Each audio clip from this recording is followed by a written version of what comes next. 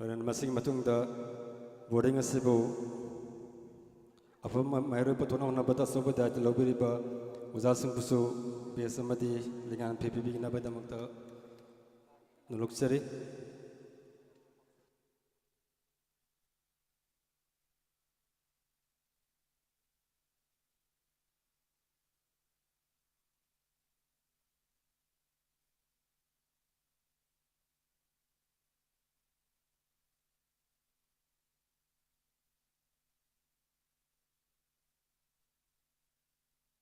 koigi boarding wazasing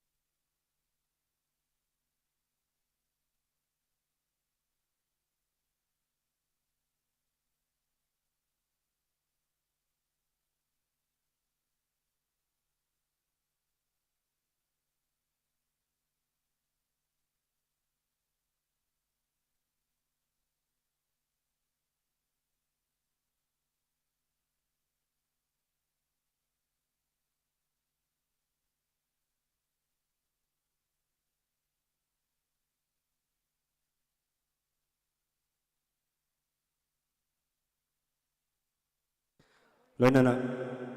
bepe sing amadi wazasing asida besamadi asam bakudon posing bija kraba matungda tharang makha chathajal poina tharam chahuna bagdamakta kendan chukapina badamakta asigi daista election biriba bepe sing isas patakta kakat piduna lengkat piduna arab kendan asibu chukapina badamakta train boarding mai ga dagi nalukchari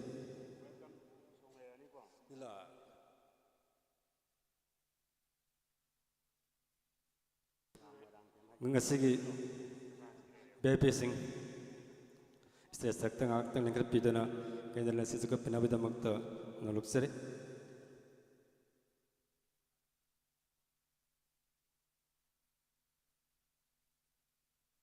loren masing matang da opening song sang nabida makta train boarding gi mayru sing siam sadun laibiro lonana ngasigi guest of honor pham lang direction binabida makta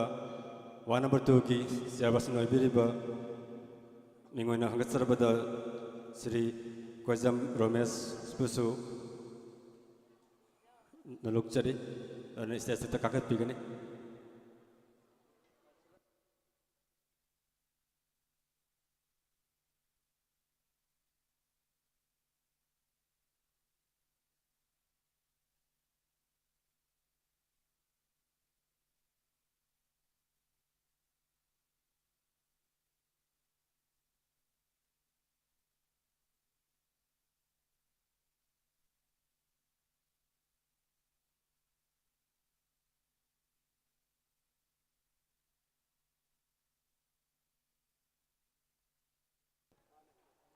loren masing matang opening song jago kita makta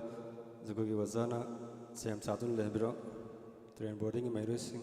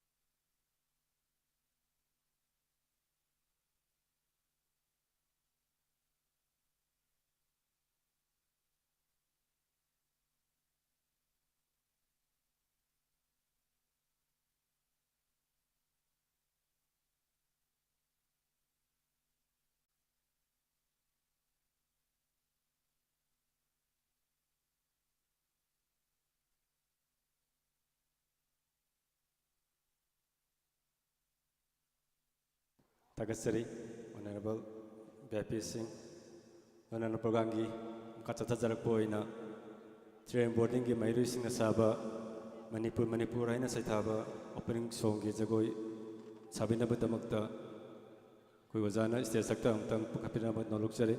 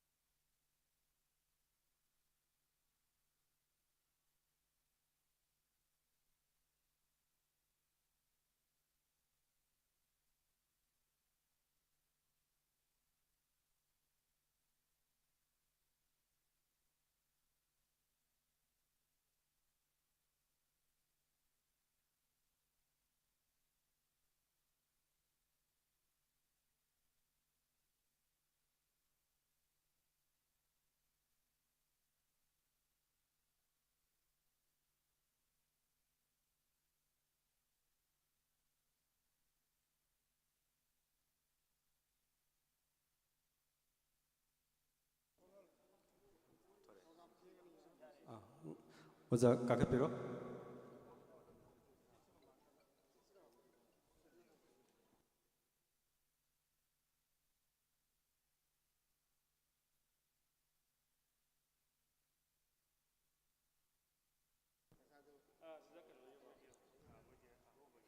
Atenba matamta ateno matam tamkiba angsing asike jagoini kwai punamana miyeng tabigani.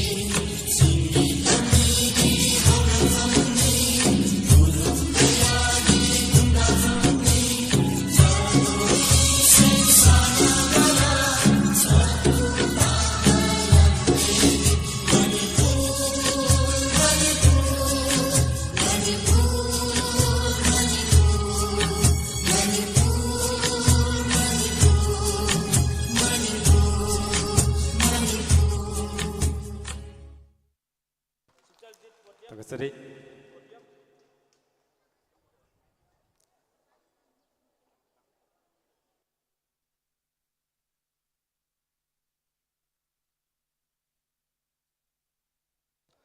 Lunana program yang khas sasar poina welcome address amadi kino specific nabida magda train boarding ki founder biriba ke nilasindra singabu se sakta kakutsari.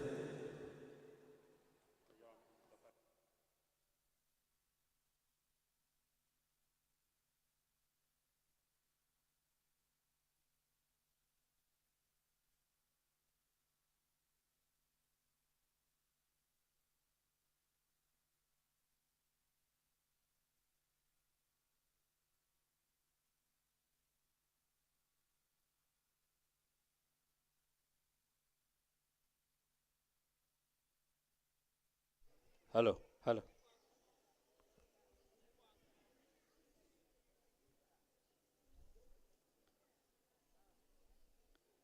My dear students, Tree and Familina, Tree and Familina, Ima Manipuna. Thank you.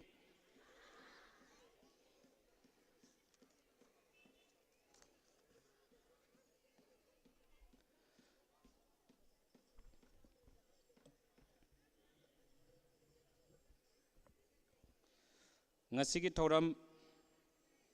11 Foundation Day and 7 Prize Distribution Ceremony 2022 asida lengbirakliba aihakna haijarubada harau harau asinba kaya kaitoktuna lengbirakliba ming oina hangatcharabada Sri Kaisam Megachandra Singh President Manipur Pradesh Congress Committee MPCC Honorable MLA Wangkem AC na Chief Guest Amadi President Oina Pambiriba Ming Oina Hangatcharabada Sri Laisam Subhaschandra Singh Acting Councillor Ward Number 1 Yairipok Municipal Council Bu Ngasigi Thoram Masigi Harau Tayamna Okchari Loina Loinana Miyamgi Seba Tawiriba Thobal Zilla Parishad Ki Honorable Member Sri Fairoizam Heramani Bu Taram Okchari Loina Loinana Sikong Sengmai Municipal Council Ki Acting Chairperson Oibiribi Sinimati Mingun Hangatcharabada Sinam Roma Devi Bu Harau Taram Okchari Loina Loinana Train Boarding Asigi Thoram Kayada Lamjing Lamtak Piriba Akoigi Sir Sri Toijam Rajan Maiteibu Harau Taramna Okchari Amadi Akoigi Uzik Acting Councillor Oina Lebiriba Aigi Nuksijaraba Iyamba Akoijam Romesh Amadi Miyamgi Seba Tawiriba Social Worker Mingwen Hangatcharabada Kaisam Lupachandrabu Harau Taramna Okchari Angang Singbu Soi Kidanaba Mighty Danaba Hona Biriba Boarding Asigi Nuksijaraba Oza Singh Busu Harau Taramna Okchari Oza Singh Asigi Mapandegi Boarding Asi Ngasi Phauba Mai Pakpagi Lambida Sangsili Ngasidi Asauba Mai Pakpa Amasu Aingonda Wazasing Asina Sinabire Laikidraba Akoibu Konbiramba Ming Oina Hangasarabada Akoigi Pazi Siri Kongbam Tombi Singaga Loina Biramba Amadi Tinajaramba Ahal Singbusu Harau Taramna Okchari Center Asidagi Mai Pakraba Sata Sati Singh Amadi Parents, Guardians Amadi Hozi Center Asida Lebiriba Parents, Sata Singh, Guardian Kudimak Pusu Harau Taramna Okchari Aigi Mangda Lengsen Biriba Parents, Guardian Singh Asina Center Asibu Hingan Biribani Makoina Pangtokraba Mamangda Pangtokraba Function Felicitation Ceremony Kayada Moral Support Physical Support Amadi Financial Support Kaya Piduna Center Asibu Thawai Hapidi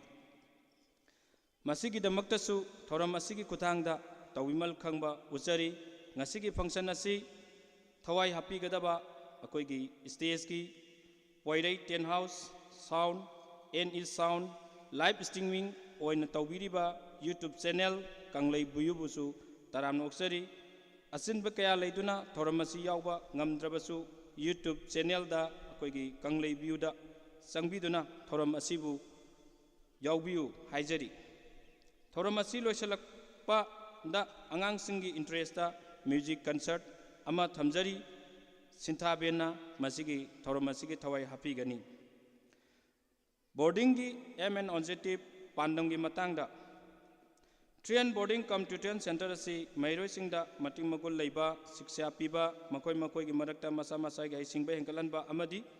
यामना थक्सी कासी लेबा समाज अमा ओहेनब होनबदा खरदंग ओइरबसु सरुक याबा ngamjanaba boarding असी लिंकटचगिबनी हौजिकी मतमदा यामना तोइना Sartre सिंगना थेंगनरिबा problem खरा phone की कानबम खंगदबा phone लाना सिजिनबा निसाबु सिजिनरक्पा इथक्ता इरांगदा तावबा नत्रगा मानदबा मवोंगदा मतम चादना नुंसी नुवोनगी लमदा नौना खोंग थांजिलक्पा असिगुम्बसिनी हाइना हाइजनिंगी प्रॉब्लम अहुम सिनी हाइना हाइजनिंगी यामना हाइसिंगबा खंगबा वालिबा फाउंडर अहांगना थाजै मदुदी ngasiगी अकोइगी डाइस लेंशन बिरिबा वंगांग लोइसिना मसिदगी ngaktoknaba yamna marik chumba wafam kaya thambirakin haina thajai boarding असिगी खुदोंग चाबसिंग खितंग आई पंजगे बोर्डिंग असिदा ऑप्शनल सब्जेक्ट होम साइंस एयरमेट की वजा यावना पुन्न वजा ट्रामा तोइना तोंगान तोंगान बहिरम कयादा ताकुई तंबीरी नुपा मसा की रेसिडेंशियल ब्लॉक रिपेयरिंग लोइक्रबनिना नुपी मसा की ब्लॉक रिपेयरिंग तौनब सेम साजरी पावर सप्लाई असी सेल्को फाउंडेशन अमदी SNL energy solution help तौबीबनी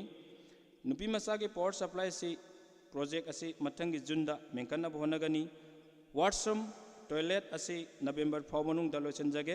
transport facility tuition facility फजना पीनब होनजरी ngasi उत्कदोरिबा जगोय असी यामना अटेनब मतम हाइबदी कोइगी जुलाई की डेट 8 एग्जाम हाइदोखिबा अदुगी मतुंदगी खितंग टेंजन तमखिबा मरमना अंगांसिंगी मरक्ता अमदी मसा नुंगाइरक्तबा कयासु यावबना मरम ओइरगा मपुंग फाना कोइगी तंबा फंगिदे अदुना स्टेजदा परफॉर्मेंस पीबा मतमदा सोइबा कया यावरबसु ngakpiu amadi makoibu puning thaugatpiu haijari centre असिगी समलक्पा वारी कितंग आई पंजगे 16 जून 2011 अकोइगी ममांग संगोइदा सुमनतंगी राइनो बोर्ड खरा हेक्ता खाजिलगा हौदोकचगिबनी मतमदु अंगांग मंगादंग लैबा हौखी मसिदगी छात्र छात्रीसिंग संगतपा हौरकपा मियामगी सेवा तौरकपा 16 जून 2022 नुमित सिफावदा सही 13 मपुंग फाखरे सही 10 मैट्रिक एग्जाम सेंटर असिदगी फंखरे 2022 ISLC असिदा 10 सुबा पोजीशन अमा यावरका पोजीशन अमा पुथोपा ngamjakre amadi छात्र 194 थाबा मतमदा 90% नि मतकता मकोइ तरु पोजीशन यावरका अदुमसु पुथोपा ngamjare 194 मक अकोइगी फाजु जंदा हंदक्ति लाखी अरोइबदा छात्र सिंगी पुनसीदा लमचत साजत असि यामना मरुइ हाइजनिंगी मसिदा पेरेंट्स गार्जियन सिंगना अंगांग सिंगदा अकनबा मियेंग चंगबियु मसिना अंगांग सिंगदा लाइरिकता पुनिंग चंगबदा यामना कानगने खंजै बोर्डिंग सेंटर असिदा थाजब खुदिमक थंबियु थाजब खुदिमक सेंटर असिना पीगनी हाइना मयांगी मफमदा हाइजरी अयहाकना अदुकी मटिक वाना होना जरुबगी नुंगाइरबा नुमित फाउंडेशन डे कम फेलिसिटेशन सेरेमोनी असिदा लाकपीरिबा ख्वाइखिबिकना अंगांग सिंगना मना लोबा स्टेज ता काकलपा मतमदा मकोइबु पुनिंग थौगतपियु अमदी ट्रेन बोर्डिंग असिबु मतम सांगना मियांगी सेवा फंगबा ngamnaba मंगोल असिबाट मियांगी मफमदगी निजरी थौरम असिबु सोइखिबा लानखिबा कया यावरसु पुनमके मफमदा ngakpiyu हाइजरी अमदी थौरम असि लोबेफाव यावबिरगा मपुंग फानबियु हाइदुना मयामबु अरोबोइना खुरुमजरी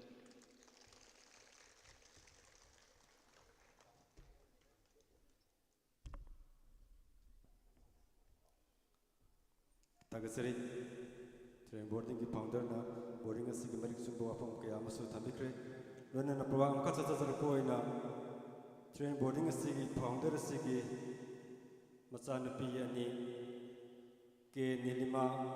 अमसुंग के निमाश्री आरिबा गांगनि सिगी फोक्सु जगोय हानि मुथोनबा जगोय मखतंग कोइ पुनमन मियंग तामिनसि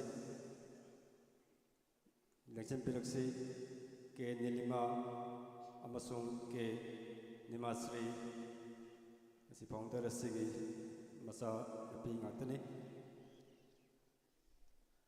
लोनना boarding get gari masa ni hum khamdun lai rehab pau pangjar man buduna gari singa ti yaragadi hum saba jaga man khambiyo boarding mamang da khambilu gari do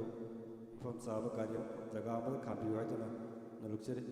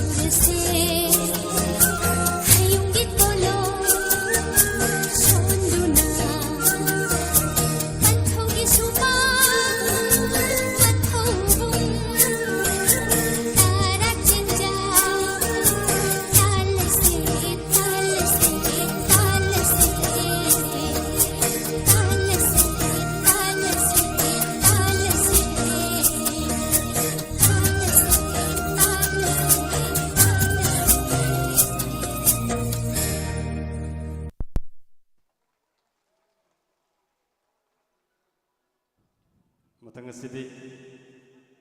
ꯄ꯭ꯔꯣꯒ꯭ꯔꯥꯝꯒꯤ ꯃꯈꯥ ꯆꯠꯊꯖꯔꯛꯄ ꯑꯣꯏꯅ ꯃꯍꯩꯔꯣꯏꯁꯤꯡ ꯑꯁꯤꯕꯨ ꯃꯥꯏ ꯄꯥꯛꯅ ꯍꯣꯠꯅꯕꯗ ꯑꯆꯧꯕ ꯊꯧꯗꯥꯡ ꯂꯧꯕꯤꯔꯤꯕ ꯇ꯭ꯔꯦꯅꯤꯡ ꯕꯣꯔꯗꯤꯡ ꯑꯁꯤꯒꯤ ꯑꯣꯖꯥꯁꯤꯡꯕꯨ ꯏꯁꯇꯦꯖ ꯊꯛꯇ ꯀꯧꯈꯠꯆꯕꯒꯤ ꯇꯥꯟꯖꯥ ꯑꯃꯈꯛꯇꯪ ꯂꯧꯖꯒꯦ ꯑꯩꯈꯣꯏꯕꯨ ꯏꯀꯥꯏ ꯈꯨꯝꯅꯕꯒꯤ ꯑꯆꯝꯕ ꯈꯨꯗꯣꯜ ꯄꯤꯅꯕꯒꯤ ꯇꯥꯟꯖꯥ ꯑꯃꯈꯛꯇꯪꯅꯤ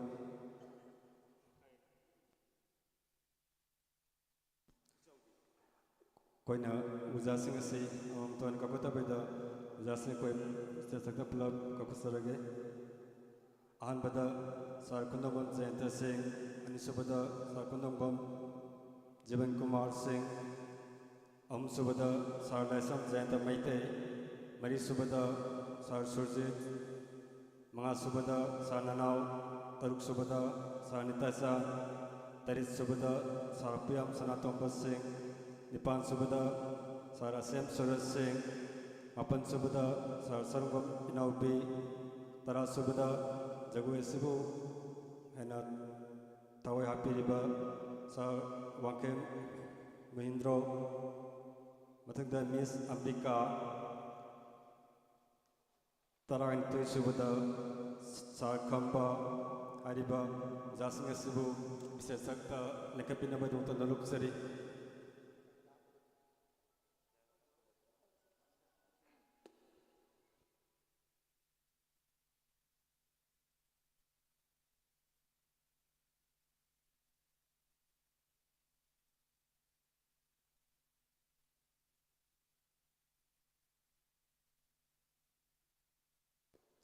ꯂꯣꯏꯅꯅ ꯍꯥꯏꯔꯤꯕ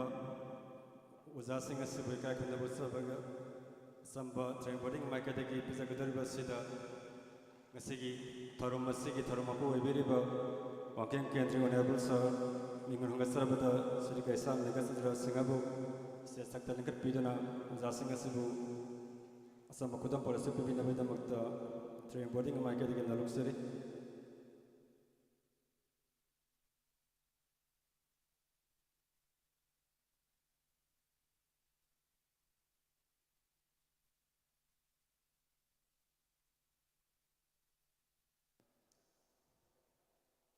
ꯑꯣꯖꯥꯁꯤꯡ ꯑꯁꯤꯒꯤ ꯃꯄꯥꯟꯗꯒꯤ ꯃꯍꯩꯔꯣꯏꯁꯤꯡꯅ ꯃꯥꯏ ꯄꯥꯛꯄ ꯑꯣꯏꯔꯕꯅ ꯃꯔꯝ ꯑꯗꯨꯅ ꯃꯍꯩꯔꯣꯏꯁꯤꯡꯅ ꯑꯣꯖꯥꯁꯤꯡ ꯑꯁꯤꯅ ꯃꯅꯥ ꯄꯤꯕ ꯃꯇꯝꯗ ꯈꯨꯕꯥꯛ ꯍꯧꯅ ꯍꯧꯅ ꯈꯨꯕꯤꯒꯅꯤ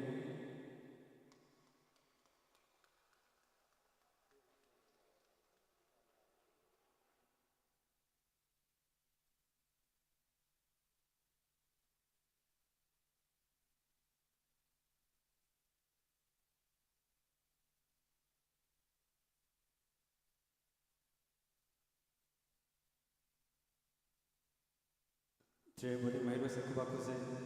ꯑꯩꯈꯣꯏꯕꯨ ꯇꯥꯛꯄꯤ ꯇꯝꯕꯤꯔꯤꯕ ꯑꯩꯈꯣꯏꯕꯨ ꯑꯐꯕ ꯃꯤ ꯑꯣꯏꯅꯕꯒꯤꯗꯃꯛꯇ ꯑꯆꯧꯕ ꯗꯥꯏꯇ ꯂꯧꯕꯤꯔꯤꯕ ꯑꯣꯖꯥꯁꯤꯡ ꯉꯥꯛꯇꯅꯤ ꯁꯤꯗ ꯂꯤꯡꯈꯠꯂꯤꯕꯁꯤꯡ ꯑꯁꯤ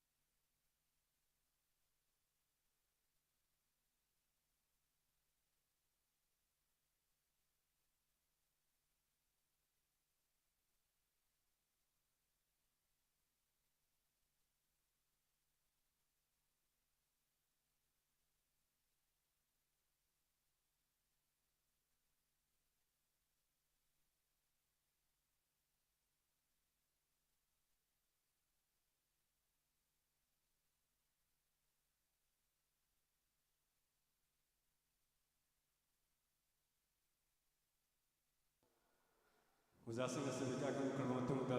ꯂꯩꯀꯥꯏ ꯑꯁꯤꯒꯤ ꯑꯍꯜ ꯈꯔꯗꯪ ꯀꯧꯈꯠꯆꯗꯨꯅ ꯇ꯭ꯔꯦꯅꯤꯡ ꯕꯣꯔꯗꯤꯡ ꯃꯥꯏꯀꯩꯗꯒꯤ ꯑꯆꯝꯕ ꯈꯨꯗꯣꯜ ꯄꯤꯅꯕꯒꯤꯗꯃꯛꯇ ꯁꯦꯝ ꯁꯥꯖꯔꯤ ꯑꯍꯟꯁꯤꯡ ꯑꯃꯨꯛꯇꯪ ꯃꯤꯡ ꯑꯣꯏꯅ ꯄꯟꯖꯔꯛꯀꯦ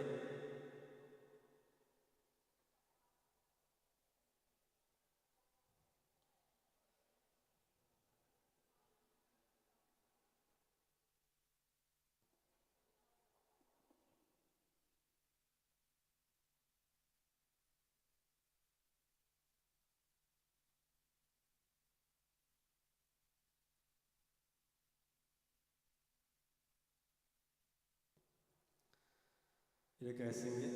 sing mungtang noluk seri anbada agi pabu kunambam mukta sing ani subada kongbam sanandro angtha matangda lesramgi maman bersa maite mga subada dajang maanggobi taruk subada kumongi mangtondo taris subada andamongi babai iboton nipan subada lesramgi mangtong jaima ari bahan singa subusu sesakta kakat pinabada mangtong noluk sari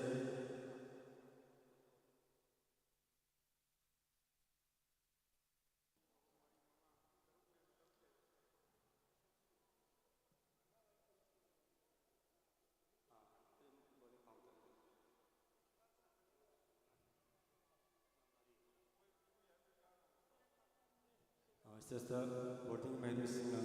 sesa kakpa matam kita chobin na badang ta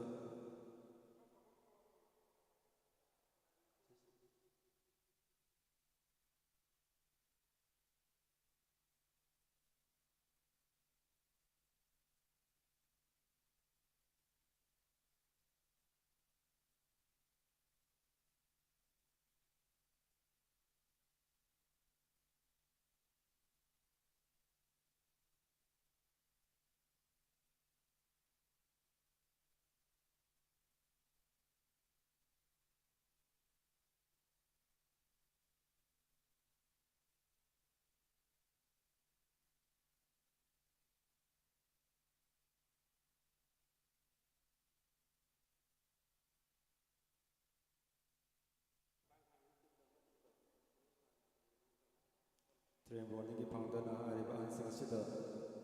kudam pot dirigani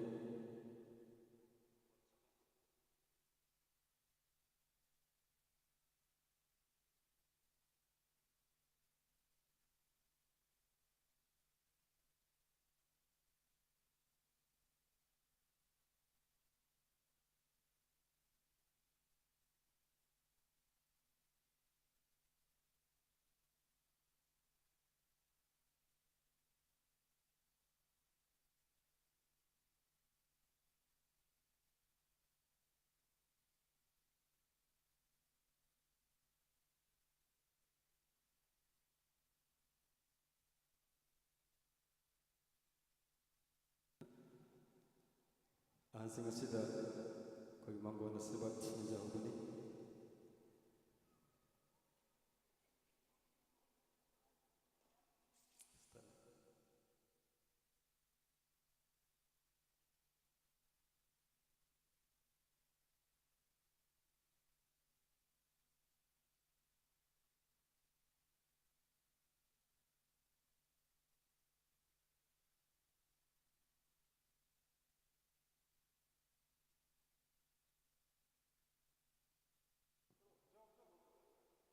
matangda pagangam khachata zarpo ina train boarding asigi chauba daitama lobir bharutari train boarding asigi apokpi kumbongi ne nungsi devi matangda kumbom itoibi sing amusubada singam nanau sing ariba sing asibusu sesa kakapiro nekat pinaba nolok sari train boarding ke pangdana kwa sing asida su magona sibat yauna bagi tanja adalok jage ngasigi tarong ngasigi tanja lok jahuraga train boarding asibu sichana biriba train boarding asigi apokpi kongbam nungsi devi matangda kongbam mitoibi sing ahumsubada singam nanau sing hariba sing asibasu sesakta nakat piranaba naluk sari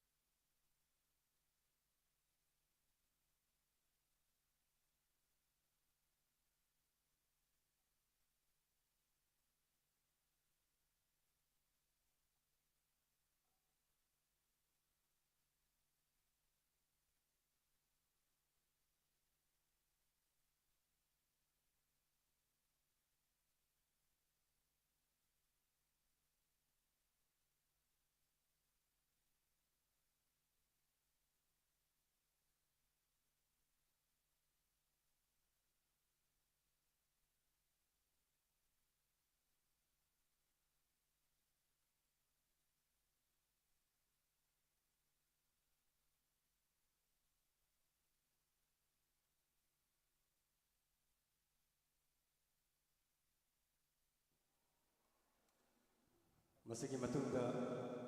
train ꯕꯣꯔꯗꯤꯡꯒꯤ ꯁ꯭ꯇꯥꯐꯁꯤꯡꯕꯨꯁꯨ ꯁꯦꯜꯁꯛꯇ ꯀꯧꯈꯠꯅꯕ ꯇꯥꯟꯖꯥ ꯂꯧꯖꯒꯦ transport department ꯁꯔꯋꯥꯄꯝ ꯍꯟꯕ ꯃꯩꯇꯩ ꯑꯅꯤꯁꯨꯕꯗ ꯁꯔꯋꯥꯄꯝ London Meitei ꯂꯣꯏꯅꯅ ꯋꯥꯔꯗꯦꯟꯗ ꯍꯩꯁ ꯁꯨꯕꯥꯁ ꯆꯟꯗ꯭ꯔ ꯀꯣꯡꯕꯝ ꯃꯃꯣꯆꯥ ꯇꯣꯏꯖꯝ ꯀꯥꯟꯇꯣ ꯃꯩꯇꯩ ꯁꯥꯄꯝ ꯖꯤꯅꯤ ꯍꯥꯏꯔꯤꯕꯁꯤꯡ ꯑꯁꯤꯕꯨꯁꯨ train ꯕꯣꯔꯗꯤꯡꯒꯤ ꯃꯥꯏꯀꯩꯗꯒꯤ ꯉꯝꯖꯕ ꯈꯨꯗꯣꯡ ꯄꯤꯅꯕꯒꯤꯗꯃꯛꯇ ꯁꯤꯡꯖ ꯂꯥꯡꯖꯔꯤ ꯃꯔꯝ ꯑꯗꯨꯅ ꯍꯥꯏꯔꯤꯕ ꯇ꯭ꯔꯦꯟ ꯕꯣꯔꯗꯤꯡ ꯁ꯭ꯇꯥꯐꯁꯤꯡ ꯃꯤꯡ ꯑꯣꯏꯅ ꯑꯃꯨꯛꯇꯪ ꯄꯟꯖꯒꯦ ꯁꯔꯋꯥꯄꯝ ꯍꯟꯕ ꯃꯩꯇꯩ ꯁꯔꯋꯥꯄꯝ ꯂꯟꯗꯟ ꯃꯩꯇꯩ ꯍꯩꯁ ꯁꯨꯕꯥꯁ ꯆꯟꯗ꯭ꯔ ꯀꯣꯡꯕꯝ ꯃꯃꯣꯆꯥ ꯇꯣꯏꯖꯝ ꯀꯥꯟꯇꯣ ꯁꯥꯄꯝ ꯖꯤꯅꯤ ꯍꯥꯏꯔꯤꯕꯁꯤꯡ ꯑꯁꯤꯕꯨꯁꯨ ꯁ꯭ꯇꯦꯖꯇ ꯂꯤꯡꯈꯠꯄꯤꯔꯛꯇꯨꯅ ꯇ꯭ꯔꯦꯟ ꯕꯣꯔꯗꯤꯡꯒꯤ ꯃꯥꯏꯀꯩꯗꯒꯤ ꯑꯆꯝꯕ ꯈꯨꯗꯣꯡꯄꯣꯠ ꯑꯃꯒ ꯂꯣꯏꯅꯅ ꯏꯀꯥꯏ ꯈꯨꯝꯅꯕ ꯎꯠꯆꯕ ꯇꯥꯟꯖꯥ ꯂꯧꯅꯕꯒꯤꯗꯃꯛꯇ ꯁ꯭ꯇꯦꯖꯇ ꯂꯤꯡꯈꯠꯄꯤꯔꯛꯅꯕ ꯇꯧꯖꯔꯤ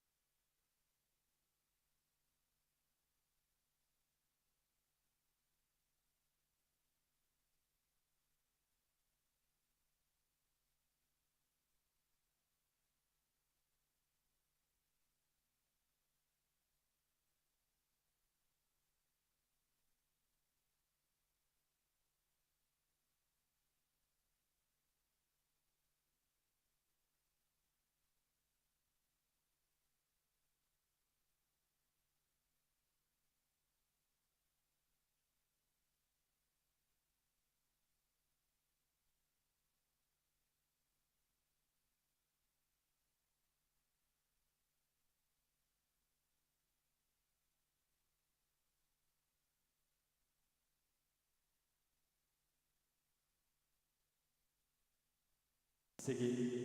ꯕꯣꯔꯗꯤꯡ ꯑꯁꯤꯒꯤ ꯁ꯭ꯇꯥꯐꯁꯤꯡ ꯑꯁꯤꯅ ꯃꯍꯩꯔꯣꯏꯁꯤꯡ ꯑꯁꯤꯕꯨ ꯀꯗꯥꯏꯗ ꯀꯔꯤ ꯁꯣꯏꯒꯦ ꯍꯥꯏꯗꯨꯅ ꯇꯣꯏꯅ ꯁꯦꯟꯅꯕꯤꯔꯤꯕ ꯉꯥꯛꯇꯅꯤ ꯋꯥꯔꯗꯦꯟꯁꯤꯡ ꯑꯁꯤꯅ ꯃꯍꯩꯔꯣꯏꯁꯤꯡ ꯑꯁꯤꯕꯨ ꯁꯦꯟꯅꯕꯗ ꯑꯆꯧꯕ ꯊꯧꯗꯥꯡ ꯑꯃꯁꯨ ꯂꯧꯕꯤꯔꯤꯕ ꯉꯥꯛꯇꯅꯤ ꯃꯊꯛ ꯀꯥꯈꯠꯄꯤꯔꯤꯕ ꯋꯥꯔꯗꯦꯟꯁꯤꯡ ꯑꯃꯗꯤ ꯇ꯭ꯔꯥꯟꯁꯄꯣꯔꯠꯀꯤ ꯀꯥꯡꯕꯨ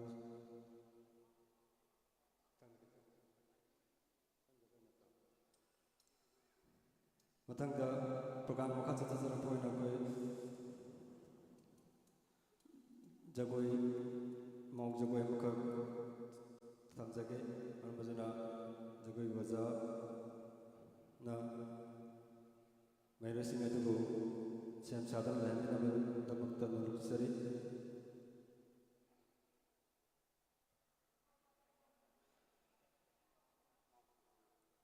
ꯃꯊꯪꯁꯤꯗ ꯄ꯭ꯔꯣꯒ꯭ꯔꯥꯝ ꯃꯈꯥ ꯆꯠꯊꯕ ꯃꯧ ꯖꯒꯣꯏ ꯑꯃꯈꯛ ꯑꯩꯈꯣꯏ ꯃꯌꯥꯝꯗ ꯌꯦꯡꯍꯟꯖꯅꯕꯒꯤ ꯇꯥꯟꯖꯥꯗꯨ ꯂꯧꯖꯒꯦ ꯃꯔꯝ ꯑꯗꯨꯅ ꯖꯒꯣꯏꯒꯤ ꯑꯣꯖꯥꯅ ꯃꯍꯩꯔꯣꯏꯁꯤꯡ ꯑꯗꯨ ꯁꯦꯝ ꯁꯥꯗꯨꯅ ꯂꯩꯍꯟꯕꯤꯅꯕꯒꯤ ꯅꯣꯛꯆꯔꯤ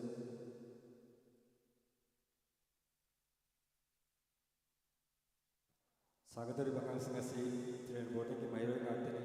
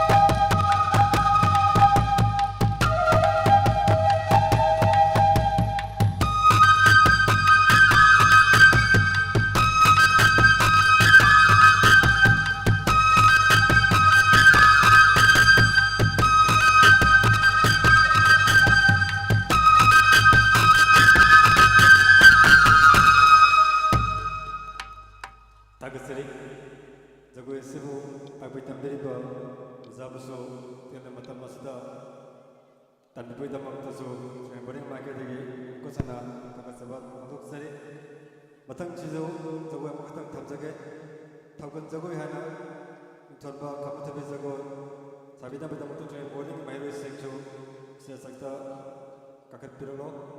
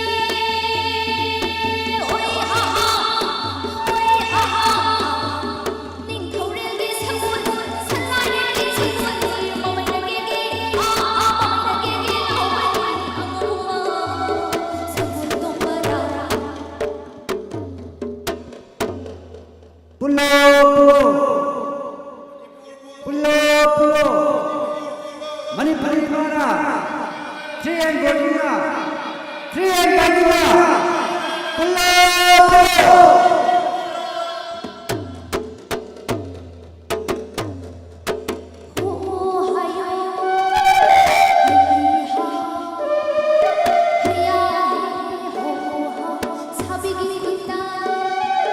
cho kênh Ghiền Mì Gõ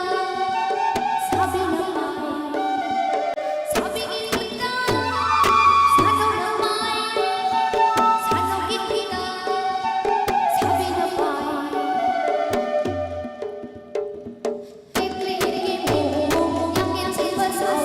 không bỏ lỡ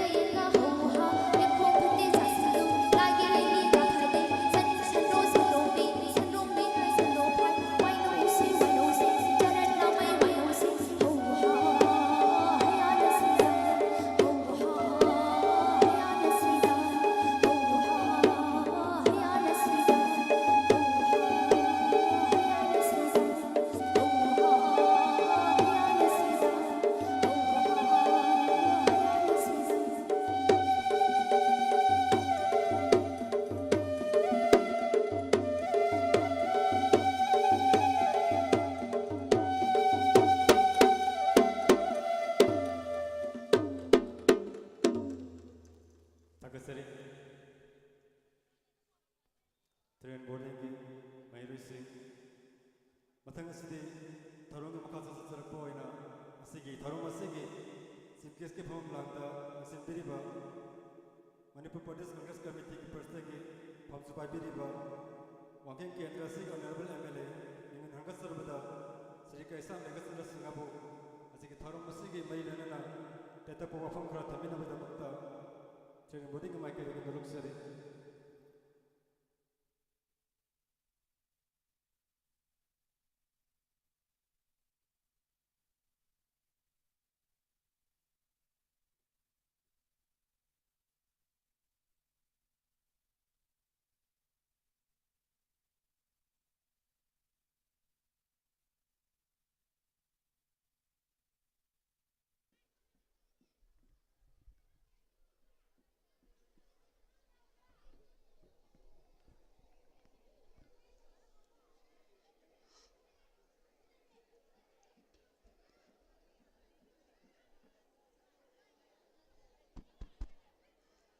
Ngasi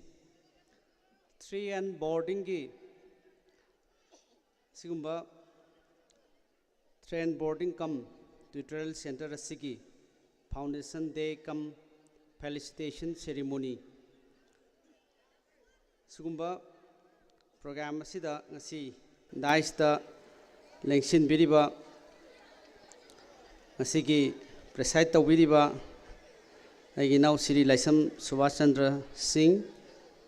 Councillor Ward Number 1, Aina Han Badaikai Kumnajaba Uchari, Masigi Guest of Honor gi Pampam Langda, Lengsin Biriba Singh, Sri Paidoism Heramani Singh, Kai Kumnajaba Zilla Parishad ki member, Kai Kumnajaba Uchari, Amadi Sri Mati Sinam Roma Devi, Chairperson Sigong Sekmai Municipal Council Asigi program asida guest of honor oina lengsin biriba basu kai kumnajari loinana Sri Kaisam Rupachandra Singh Councillor Yairipok Municipal Council amadi Sri Akojam Romesh Singh asigi daista lengsin biriba Singh aini kai kumnajari toido hindokna Ngasigi special invited soina aigi waza Sri Rajan Maitai 3N boarding issue advisor amasung Leikai sigi waza aini kai kumnajabu chari mangda lengsin biriba paton phangduna lakpiriba mayam sing thoido hendokna parents sing satra satri sing Sigi 3N boarding cum tutorial center asida laiba handaki parikha dasu yamna class 10 gi exam dasu position su phangakhiba mayam ama boarding sida laiba yauba meritorious student pass out students ngasigi sunglaba ngasigi felicitation sida yaubiriba satra satri sing parents sing aina kai khumna jaba uchari ngasigi program si amna nungai mayam khoigi Leikai sida 3N boarding cum tutorial center ama leidana atha thapa mayam dagi su adagi Leikai sigi satra sing mayam su lamjing lamtak pidana mafam sida boarding tawdana oja mayam ama support pibidana coaching kai kai Tawidana Satra Pava Mayama Putokpiba Sumba 3N boarding cum tutorial center si Aina Hanbada Takachari Luinana Handaki past or Kiba Satra Sati Singh Asigi felicitation ceremony Asida Yawidiba Satra Kudimak Aina Yamna Nungaiba Masung Haraute Amba Bor Pijari congratulations ngasigi sigumba yamna nungaiba numit mama oiba sing mapa oiba sing nasu aigi isa boarding sida leiraga magwangna phangduna lakpa matamda ngahaktang mikup amatosu isagi yaipa banumida sida pass tarokhiba numida sida nungaiba phawbudo haksu ꯆꯞ ꯃꯥꯟꯅꯅ ꯐꯥꯎꯖꯩ ꯂꯣꯏꯅꯅ ꯑꯩꯅ ꯋꯥꯍꯩ ꯑꯃꯅꯤꯗꯪ ꯃꯌꯥꯝ ꯄ꯭ꯔꯣꯒ꯭ꯔꯥꯝꯁꯨ ꯃꯊꯪ ꯃꯊꯪ ꯂꯩꯕꯅꯤꯅ ꯍꯥꯏꯖꯕꯗ ꯇ꯭ꯔꯦꯟ ꯕꯣꯔꯗꯤꯡ ꯀꯝ ꯇ꯭ꯌꯨꯇꯣꯔꯤꯌꯦꯜ ꯁꯦꯟꯇꯔꯁꯤ ꯑꯗꯨꯝ ꯄ꯭ꯔꯣꯒ꯭ꯔꯥꯝ ꯈꯨꯗꯤꯡꯒꯤ ꯑꯩꯁꯨ ꯌꯥꯎ ꯂꯩ ꯑꯗꯒꯤ ꯑꯩꯅ ꯌꯥꯝꯅ ꯁꯨꯝꯕ ꯁꯥꯇ꯭ꯔ ꯁꯥꯇ꯭ꯔꯤꯁꯤꯡ ꯁꯦꯝꯕꯒꯤ ꯊꯕꯛ ꯇꯧꯕꯁꯤꯗ ꯑꯦꯜꯋꯦꯁ ꯑꯩ ꯃꯇꯝ ꯄꯨꯝꯅꯃꯛꯇ ꯊꯥꯒꯠꯄ ꯋꯤꯁ ꯇꯧꯕ ꯌꯥꯎꯖꯕ ꯑꯃꯅꯤ ꯃꯔꯝ ꯑꯗꯨꯅ I am always stand for this tree and boarding haib tai matam punamakta masigi awana adagi share tauba agi contribution agi moral support physical support financial support darkar laiba mayam aikoi mayam train boarding gi hairakpa matamda aina support taujaba mayam mamangda su phongdokjari loinana asigumba hojiksi train si thainagi matamgi train ga manadre wahaina adagi political gi oiba wa mayam amana adagi tongan ba haijinaba tawsinaba si yadre maramdi hojiksi yamna hiram khudimakta global change ama lae akhoi larik tamba da oirbasu tongan ba larik tamba se oja sing da natana akhoi tongan ba digital education mayam ama leirakwa chakhotpa mayam se prithvi da leiriba mayam sing se adagi thoiba thodok watok information mayam sing se second ta namma kanta da loina uba aduna what is wrong what is right karino achumba se aranba se haiba se khangba se angang singna loina larik haiba angang singna khange aduna hojik eikhoina darkar leiriba se larik tam haiba se yamna tangai phadaba eikoi gi mioiba samajda larik haiba se eikoi thanaba sungya yararoidaba adigumba amani haiba se masini aina yamna emphasis pijaningi base ngasi larik tamba haiba sinani education haiba sinani aikhoi gi human value mioi bagi value si hengalais adagi development gi ahong bo porok pangam mi base masi larik nani development amaga nuksinaba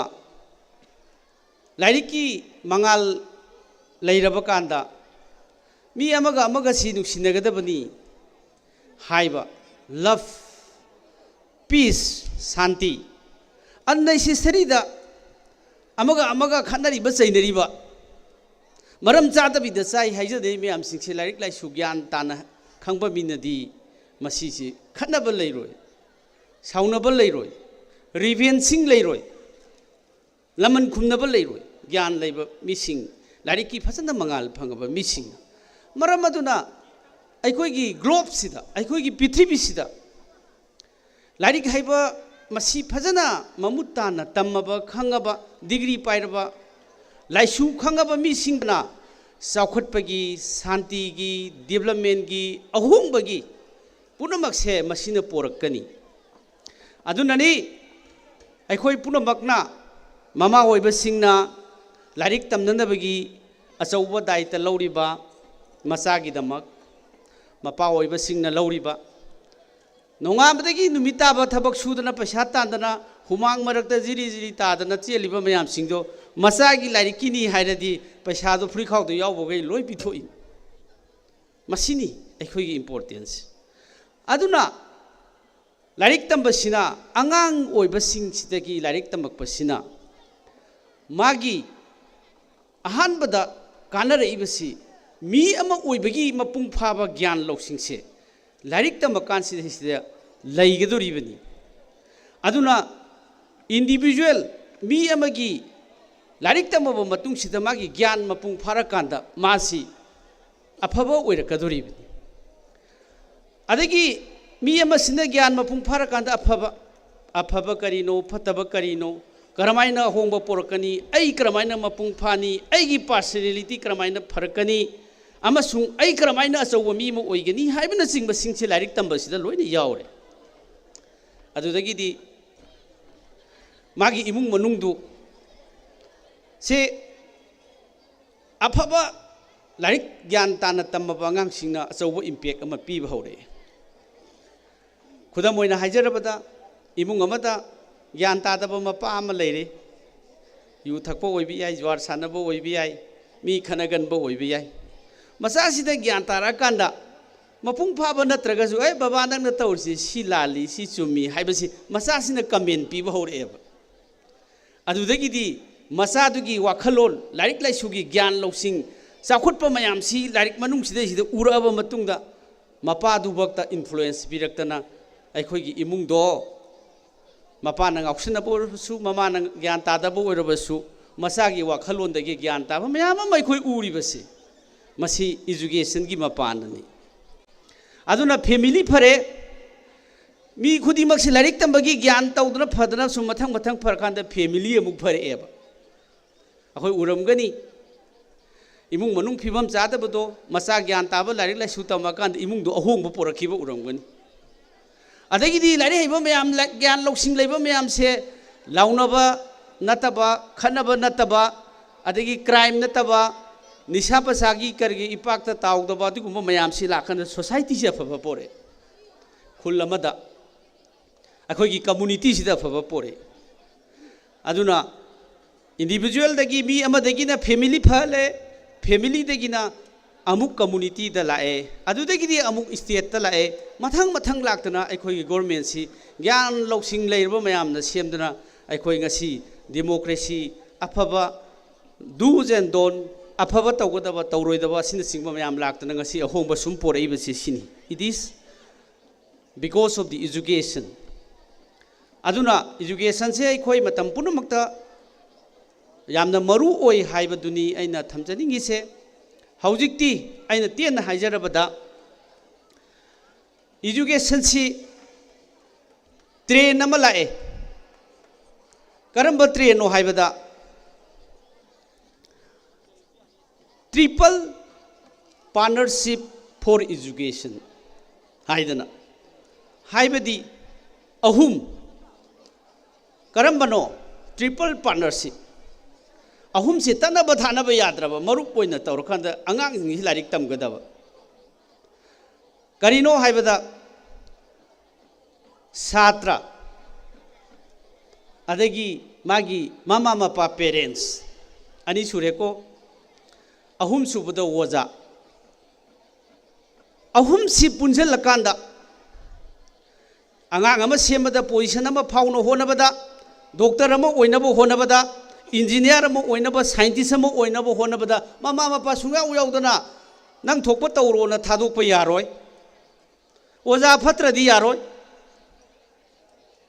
छात्रदु mama की ज्ञान मपा की ज्ञान ओजा की ज्ञान pull-up तुंगसेलकांदा छात्रदु तोला सेमदोरी फोला तोटपदौना अदरो अहुम सी योसबी मखोंग अहुम गुंबनी मसीना अंगांगसी मपुंग फाब ओइदोरिबनी doctor ओइनिंगी हेक्ता sure सुत्ता ओइगदबनी अखोइगी society दा doctor याम वाली इंजीनियर याम वाली ngasi layeng bada sang da leitri singje doctor leitabagi ni wali ba mayam si adagi engineer mayam wali achawa over bridge am sabda achawa building am sabda manipur gi engineer na ngamdri mapan dagi expert engineer kauri awang ba building mathon tare si manipur da ka hen ude tara se ude masugum ma sagi ha tar di state government na akhoi gi government gi engineer mayam sing si ba qualified oide अफब qualified ओइबा engineer मयाम हम वाली इचा इशू सिंगदगी सेम गदब साइंटिस्ट मयाम वाली लौ सुंगुबगी हेक्टर कुमसी थारगंदा मथंग चहीदा हैनौ पालैदो मथंग चहीदा हेक्टर हैखा पालैदो एग्रीकल्चर साइंटिस्ट याम वाली अदुनदी अखोगी इचा इशू सिंग मयाम सिंगसिदगी असुगुम मयाम सि थोला कांदने ngasi जापान ना जाखोट खरिजे कोरिया ना चाखुट क्रिसे अमेरिका ना चाखुट क्रिसे यूके ना चाखुट क्रिसे अखोई इचा मयाम सिंसे मसिदगी असिगुम साइंटिस्ट एग्रीकल्चर साइंटिस्ट तोंगान तोंगान बा हॉर्टिकल्चर की तोंगान तोंगान बा फिल मयाम सिंगी वाली बा मयाम सिंगी मणिपुर दा वाली अदुना दे अखोई चा मयाम सेम बताई अखोई की लेबाक असे अखोई की जाति से चाखोननबा चाखोलबा जाति अदगी अतोप स्टेट अतोप कंट्री का चांगदमनब होनबदा अखोई की चा मयाम सिंगी सेम दरकार लई मरम अदुना अखोई वजा सिंग दरकार लई अखोई की पेरेंट्स सिंग दरकार लई अदुना अनीमक्सी अहुमबक्से पुनजलकांद योसेबी मखोंग अहुमसे पुल्लकांद ट्रिपल पार्टनरशिप अहुमसे पुल्लकांद इसासिंगसे सेमनब होनबताई लाइरबा ममा मपा अमना करिगुंबा कांदा अस्मा इमुंगसी यामदि लाइबनी लाइरजरबनी अदगी इमुंगसी सरकार की थबक सुमता लैजेदि मो इमुंगसिंदो मी अमता ओइद्रि अदुबु मसा अफबा ngaraang handa pe pe tholaga फजब बोर्डिंग द फजब स्कूल द तमुर का डॉक्टर अमा गवर्नमेंट की नॉमिनेशन तौबद खल हैरदी ममा मपा से हेक्ता ममा इसे फौरा मु पाक हेक्ता तौए मी लेकाय दुदा अदगी माय मसादो साइंटिस्ट ओइना खनग्रे हेक्ता इमा इसे फौरा मु हेक्ता पाकचबने अदुना मसी इसा सेम तंगाई फदब लै अदुना इसा से साइंटिस्ट ओइनदब यादि इंजीनियर ओइनदब यादि डॉक्टर ओइनदब यादि आईएएस थाना होना दे यादि फ्लैग पोस्ट हेतना ताई पुन चलिब मैम सिंजे अखोई मणिपुरी मचा याम वाल मपान इलागा तौर अदुनती अखोइना एजुकेशन असिना लोइन अहुम पोरे हाइबसि सिनी education will bring a change in our society हाइबसि सिने अदुना ममा ओइबा सिंगी मपा ओइबा सिंगी पेरेंट्स अदगी वजा सिंगी यामना कंसर्न वजा सिंगिना नेम मरु ओइबा छात्र से मसीद इंदुरीब्स अदुना वजा की पेरेंट्स की छात्र ज्ञान लौसिंग पीदोरीब छात्र की विल पावर से वजा इंजनदोरीबनी छात्र की तौदब यादे है छात्र की वखल से खनब होनबसे वजा की ज्ञान लौसिंग यईसनदोरीबनी छात्र से मपांगन कनब उयुंगदोंग कनब छात्र ओहनदोरीबनी अदुना ट्रिपल पार्टनरशिप फॉर एजुकेशन है हौजी की ट्रेन से यूरोप अमेरिका ममा मपा छात्र वजा से पुनजलकान मीम होनब से इराय लाइब की ट्रेन से अखोई ममा मपा खंबीब ताई वजा खंबीरी छात्र ज्ञान ताहनब ताई अदुना करिगुंबा कांदा अफब आगांसिंगसे एमए लोरकान अफब ओइरकपसु याविको अदुगा अफब आगांसे क्लास 10 दगी दुम फर फर जखिबसु लाई ngasi daina hariba IAS फाउरिबा आगांसे इंडियन फॉरेस्ट सर्विस फावी क्लास 10 दसु टॉपर फावी 12 दसु टॉपर फावी BSc दसु दिल्ली यूनिवर्सिटी टॉपर फावी MSc दसु फावे से आगांग ओरिंग दे ज्ञान गता लाकबसिंगसिजु वजागी ज्ञान दुनी मामा मपाई ज्ञान दु आगांग दे गता ताहन अदु रिट्वीट लोरपद आगांग से हेक्ता फावरे एनडीए देखता चंगहन गिबे याय पुलिस इंडियन की आर्मी की सिगुंबा नेशनल डिफेंस एकाडमी दे हेक्ता चखिबे याय अदु दी 12 लोरकान दा गता आगांग से ज्ञान तांगन बसि कराना चंगी मसिगी ट्रेन सिनी अखोइना हौजिकी असगुंबा अचौबा ट्रेन अमा अचौबा अखोइना हौजिक चनगदब पोसे ट्रिपल पार्टनरशिप फॉर एजुकेशन हाइबसे अखोइना आगांग ओरिङै मतम सिदि सेम चंगी मरमदुना अखोइ पुनमक इसा ओरिबा हौजिक 10 दा कैदा पोजिशन फाउरिबा फर्स्ट क्लास लेटर मैम चलिबा मैम सिंगसे लेटर दु नते पोजिशन दु नते मपुंग फाबा समाज असिदा इमुंग अदुदा मचा अदु अफबा ओइनबगिदमंगने अखोइना ngasi सेमिबा अखोइना डेकोरेशन तौरिबा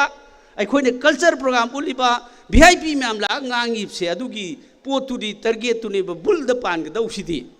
अदुना अखोइ पुनमक ममा ओइबा सिंग मपा ओइबा सिंग वजा ओइबा सिंगना अखोइगी इचा सिंग छात्र छात्री सिंगसे सेमननबा अफबा ज्ञान नंगना करी पामी नंगना करी सिंगबा मयाम सिंगसे मसिगी ट्रेन से मसी ग्लोबल ट्रेन अमा खक चथरइबा मयाम सिंगसे चंगी अदुना हेक्ता बोर्डिंग द थमजलगा पैसा नोंबगी चंगदु ATM द थत और गूगल्स द हेक्ता गूगल पे द थक का फ्रे हेक्ता याबा नते हौजिकसी इचा सेमबा हाइबसि यामना मरु ओइ अदुना ममा ओइबा सिंग मपा ओइबा सिंग सेमु जरदा चादना लेथोकनु अदगी लौ सुरुरगा क्वा चारा लेथोकनु असुगुंबा ट्रेन मयाम सिंगसे हौजिकी मयाम सिंगसे कंसन मयाम सिंगसे अखोइ सेमगा अखोइगी इमुंगी इचागी आइगी इचा सिंगसे अफबा ओइनबा होनामिनसी अदुना अखोइगी समाज से अफबा तिंजंग काइजिंग दबा समाज अमा पोरक्पा ngamgani haidna ina sa tawi aina roibada amukka hana handak mai paklakraba amadi position phangraba aigi yamba taingo bigi macha sior aigi sum su lei masida adu masu letter mari manga chali haidana aigi pau phange aduna yam nungai aduna afaba asigi satra satri sing handak mai paklakraba mayamna समाज सिगी युम्बिरेल ओइननबा ईश्वरदा इन प्रार्थना तौजरी ईश्वरदा खोरुमजरी अमसुंग my पाकपसी मसिदा आई अमुक हना congratulation पिजरी अरोइबदा train boarding कम tutorial centre की सिगुम्बा मयाम की चासिंग felicitation तौबसिदा आइसु लुपा लिसिंग 35 खक्तंग हापचरमगे मसि हायरगा मयाम पुनमुक्ति की तेसनजरी जय मणिपुर थागतरी सर ngатang स्टेज ngатang लेबिगो सा स्टेज ता महिरोय तरु खतंग प्राइस अंतम साना पिबिरम थागतरी सर सारना ममन यामलबा छात्र सिंगदा यामना मरुइबा पाउता क्या पिबिरमबकी दमकता हनना थागतरी लोइनना छात्र सिंगबो कमदौना सेमगदगी हाइदना ममा मपा सिंगदा यामना मरुइबा पाउता क्या सिंगसु यामना पिबिरमबकी दमकता यामना थागतरी अकोय हजि सारना मथक्ता लेंखलिंगै सिदा छात्र तरु खक्तंग अकोय मना असे पिबिनबकी दमकता छात्र सिंग से मथंग मथंग कौथोकजगे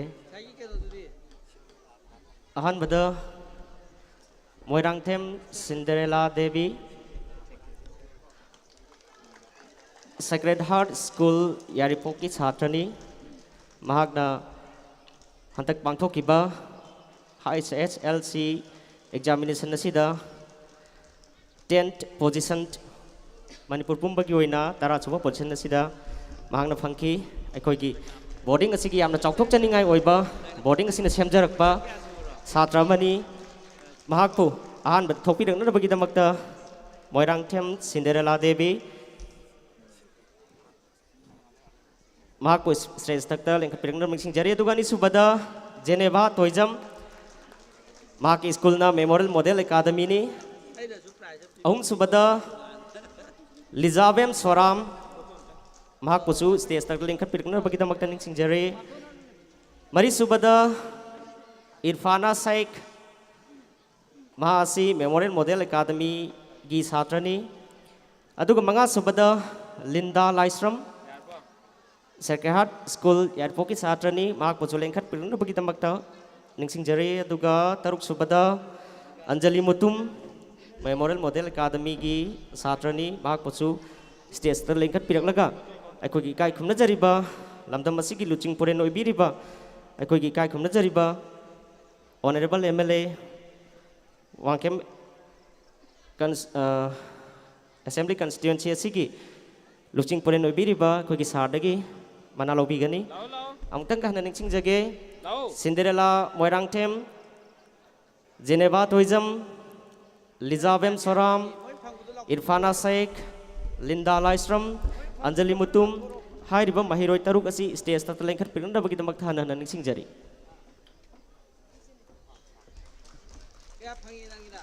सिंडरेला लाइस मोइरांगथेम असे हानसु हाइजख्रे मणिपुर पुंबगी होइबा चांगदमनबसिदा 10 सुबा पोजीशन नि महांगना फंगिबा से अदुगा मेमोरियल अखोइगी ट्रेन बोर्डिंग दा सेमजरकबा छात्रनी अदुगा महांगना फंगिबा मार्क असि 600 की मनुंगदा 575 मार्क स्कोर तौकी अदुगा महांगना फंग लेटर चखिबा मार्क सब्जेक्ट सिंग असि Manipuri English maths science social science अमसुंग हायर मैथ्स हाइरिबा सब्जेक्ट तरुक मक्ता लेटर मार्क फंकी अदुगा जेनेवा टूरिज्म मार्कना फंकीबा 6 out of 600 मार्क्स की मनुंगदा 553 मार्क फंकी अदुगा महागना फंकीबा लेटर मार्क सिंग असे सब्जेक्ट सिंग असे Manipuri English maths science social science अमसुंग हायर मैथ्स हाइरिबा सब्जेक्ट तरुक मक्ता लेटर मार्क फंकी अदुगा लिजाबेम सोराम महागना फंकीबा से अपुनबा मार्क चात्रुक की मनुंगदा 551 ने अदुगा महागना फंकीबा लेटर मार्क फंकीबा सब्जेक्ट सिंग असे Manipuri English maths science social science अमसुंग higher maths home science subject तरुक मक्ता महाग लेटर मार्क फंकी अदुगा इरफाना शेख हाइरिबा छात्री असिना फंकीबा मार्क असे 600 मार्क की मनुंगदा 549 ने अदुगा mahakna letter chatkiba subject singna Manipuri, English, Maths, Science, Social Science amasung higher maths ni adu subject taruk makta mahak loinamak letter mark phangki aduga Linda Laistram haidiba satri asina phangkiba mark asi apunba mark chatrukki manungda 544 haidiba mark asi mark score tauki aduga mahakna phangkiba letter chatkiba subject sing asi Manipuri, English, Maths, Science, Social Science amasung Home Science subject taruk makta letter mark sing asi phangki loinana Anjali Mutum mahakna phangkiba apunba mark asi 543 ni out of 600 ki manungda phangkiba mark ni aduga mahakna letter chatkiba subject sing asina Manipuri, English, Maths, Science, Social Science amasung Home Science ni haidiba subject taruk makta letter mark sing asi phangki aduna makoi sing asi 3 and boarding gi site gi su oja sing gi site tagi amasung aikoi gi boarding asi bu lingkhat piriba chalai biriba aikoi gi oja nila chandra gi maikai gi su hanan thagat chabani haidiba chhatra chhatri satri taruk maksi aikoi gi kai khumna jariba aikoi gi akoi mayang gi luching puren oi biriba aikoi kai khumna jariba aikoi gi sar kaisa mega chandra na mingoin hanga charaba kaisa mega chandra na aikoi mana pibi gi damakta hanana sar bu thagat chari thauram masigi makha chathajarak poina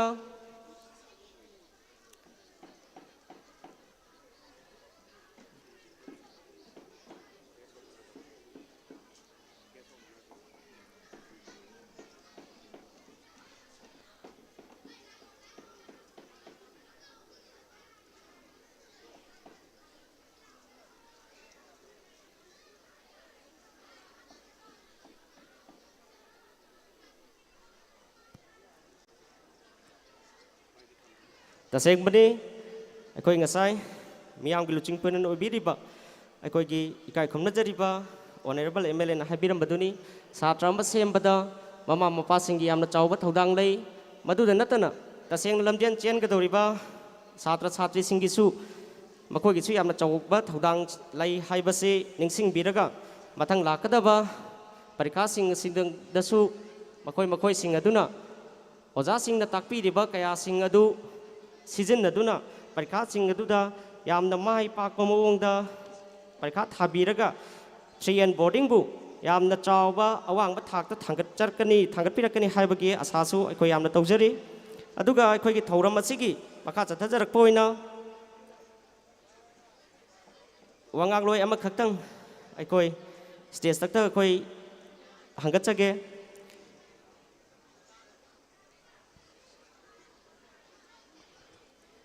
guest of honor ki phompham langda lengsin biriba Sir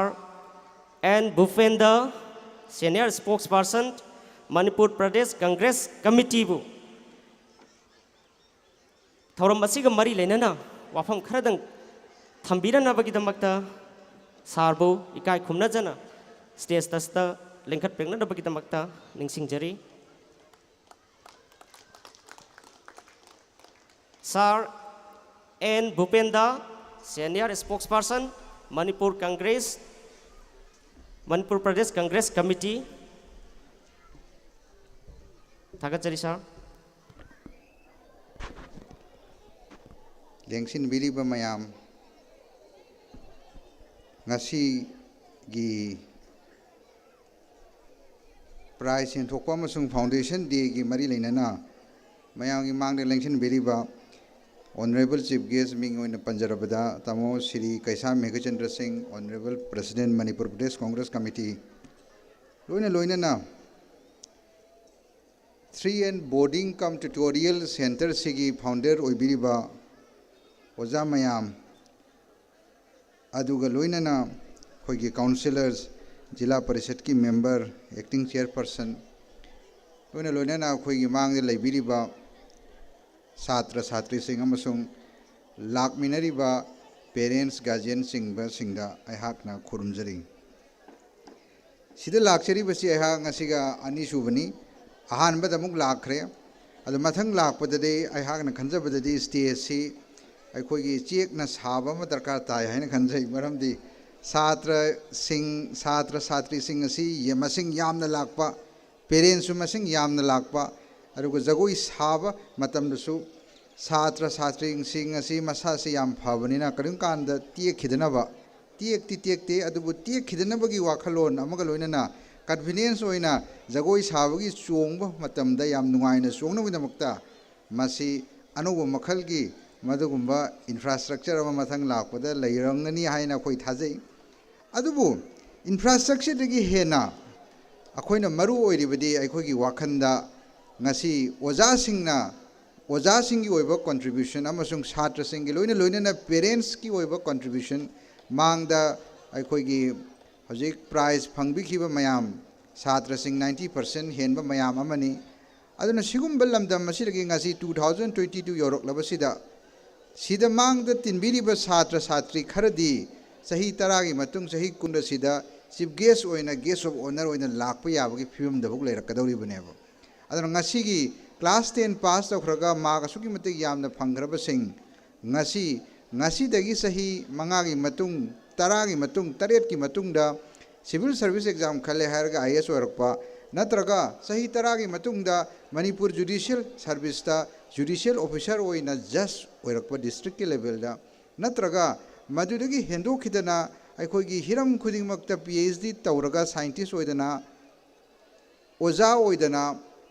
Loina na doctor oikiba engineer oikiba mayam aduga bharat ki mapan da satkiba mayam amasu yaugdori buneba aduna ngasi haiba numit sida ngasi namamiba photo mayam punbiriba pulap jagoi saminar khriba mayam ase ngasi haiba numit sidigi haukhramina hayeng haiba numit sidagi di phajakraba madugumba memory ama oira adabaneba adu hairiba ngasi gi numit asi ngasi haiba numit chhatra sing asina prize phangba La Iba Satra Singh, parents Singh Sinadi, Maruina Satra Satri Singh Nadi, some Lobaya Adubu, Sahi Taragi Matung, Sahi Kungi Matung Nadi, Nasiki Numida say, Makoi Makogi life, the Asuki with the Yam, the Maruoiba, Yaman Nungshiba, Aduguma, nostalgic Oiba, Tainagi, Maduguma, Pazakraba Matamado, Amuk Nahona and Ningsing Madam Matamadu, the Amukhana Pangro, the Maduguma Mikup Amane. Adongasi, Mang the Lavidiba Satra Satri Singh Asina. Yamna akoina yeng bada yam thawai yauna jagoi saba activity mayam da yauba larik laisu academic khakta natana co curricular da extra curricular da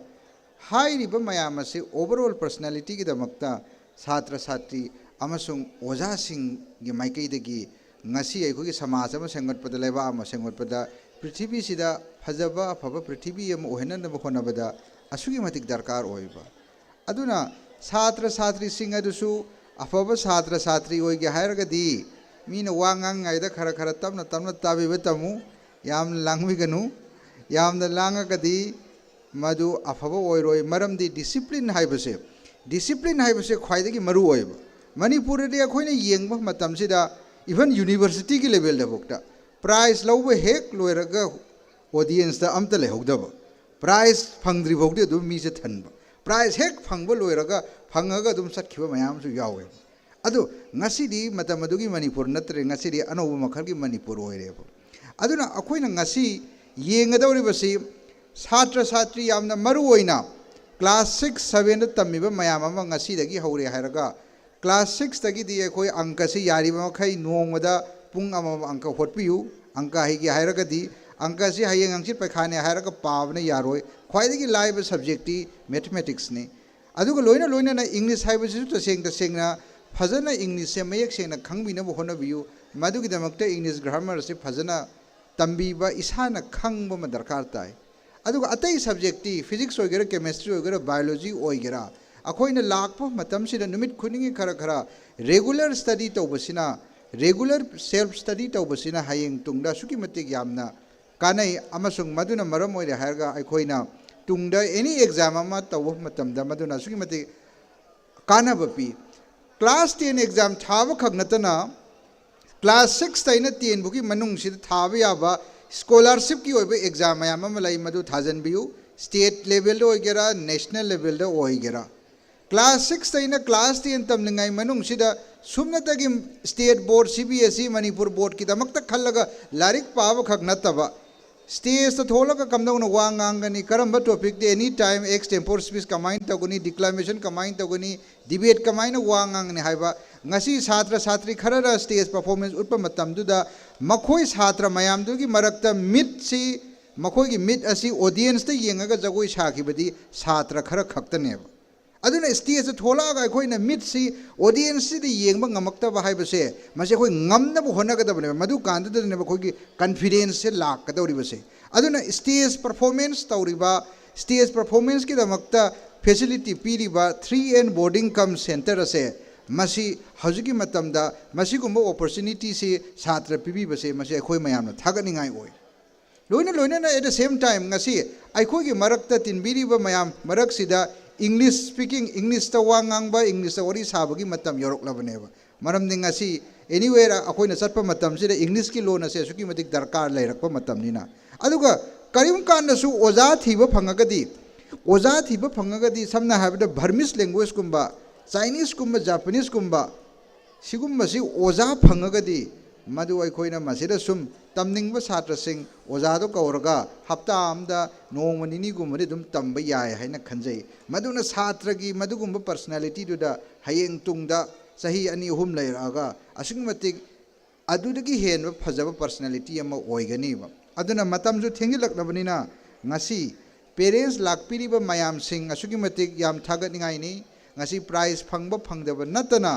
lakadori ba tungdasu prize mayam ama lairi aruga punsi asi hiram khudimakta matam khudimakta exam matani class 10 gi board exam na loiba nati class 10 da ai 80% chalhawe 60% chalhawe haraga class 12 da ai 98% chatpa ngamoi haiba laite ai US da PhD tauba physics chatpa ngamoi haiba laite aduna honaba haiba sidi lep nai banate ngahaki pung ahungi exam na madurigi phangpa result na ai punsi lep ka da banate kana gum kharadi sahi khudingi larik pare haraga parikha no mitu da masangam dabdagi phajana ta howdadana 90% chat ka dabdu da 80% chatpa misu yauna da banate aduna maram moire haraga punsi haiba sidi challenge ni numit khudingi miku khudingi parikha ni numit khudingi miku khudingi exam ni madugi wakhalo na ngasi ai khoi numit khudingi hona da bayadi ngasi turaga su turiba mayam se khoi hagot le haraga hayengi damak tungi damak khalaga amuk hanna na hongna na isa asi nauna larik pada bayadi aduna numit khudingi haksang sajel tawraga numit khudingi larik khara paba aduga afaba wakan phajaba wakan aduga matam leiba khibikta optimism haibdi hope amaga loinana tauba ngamgani oithokpa oirakani haibgi wakhalon siga loinana ngasi ai khoigi prithvi joy tauge hairagadi gyan khaktana joy toba ngamgani maram adunani knowledge is power hairibase aduna class 6 tamlingai degi 7 karingai degi 8 9 10 degi akhoina lawba yaba gyan se lahogadabani oza degi parents degi imanabadegi senior degi junior degi aduga YouTube degi online degi Google degi internet degi natraga ato pa additional larik mayam degi aduna khoi larik haibasidi tamba loiba naiba natte satra haibasidi satri haibasidi punsi sigi sidri bhokpada satra oire hairaga satri oire hairaga leiba madu khaktanani ngasi prithvi joy torkadori base aduna lakpiriba tinbiriba mayam punamakta ahakna hajaningli basi amama marak sida ngangi ba ahak aduga tabiriba mayam punamakase karigino haiba matam sidadi gyan gidamaktaneba gyan gidamaktan ngasi mayam tinbiriba gyan gidamaktan ngasi larik pare harga hayeng aigi tungi afaba gidamakta honaga dawri base maramaduna parents sing yam thaganingai ni aduga lakpiriba tinbiriba satra satri sing yam thaganingai ni aduga maru oina khwaidagi hena maru oi haina hangna khanjaba oza sing ase khoi numit khudingi ngasi prize phangkhiba singduna hayeng sahi kungi matungda sahi taragi matungda ngasi gi takpi khribo oza sing adusu ningsing bibo oibiu ngahak to orasu sahi taragi matungda oza singda phone tawibo oibiu nakhoi na hayeng mantri oiraga nakhoi na hayeng chief minister prime minister oiraga nakhoi na hayeng DC chief secretary oiraga madugi matamduda oza sing se phone tawibo oibiu madu kanadane oza sing na harau godoise maji hai hairaga ai mayam degi tension jage jai manipur Thagachari sir yamna maru oiba pauta kaya akhoi nuksijarba satra singda pibibagi damakta yamna maru changba yamna maru oiba Manipur Pradesh Congress Committee gi Wangangloi amasui biriba koi kai khumna jari bo jabu pendana yamna marui ba pokta kaya satra sing di pibira bagi dabakta hanana thagachari marak sida koi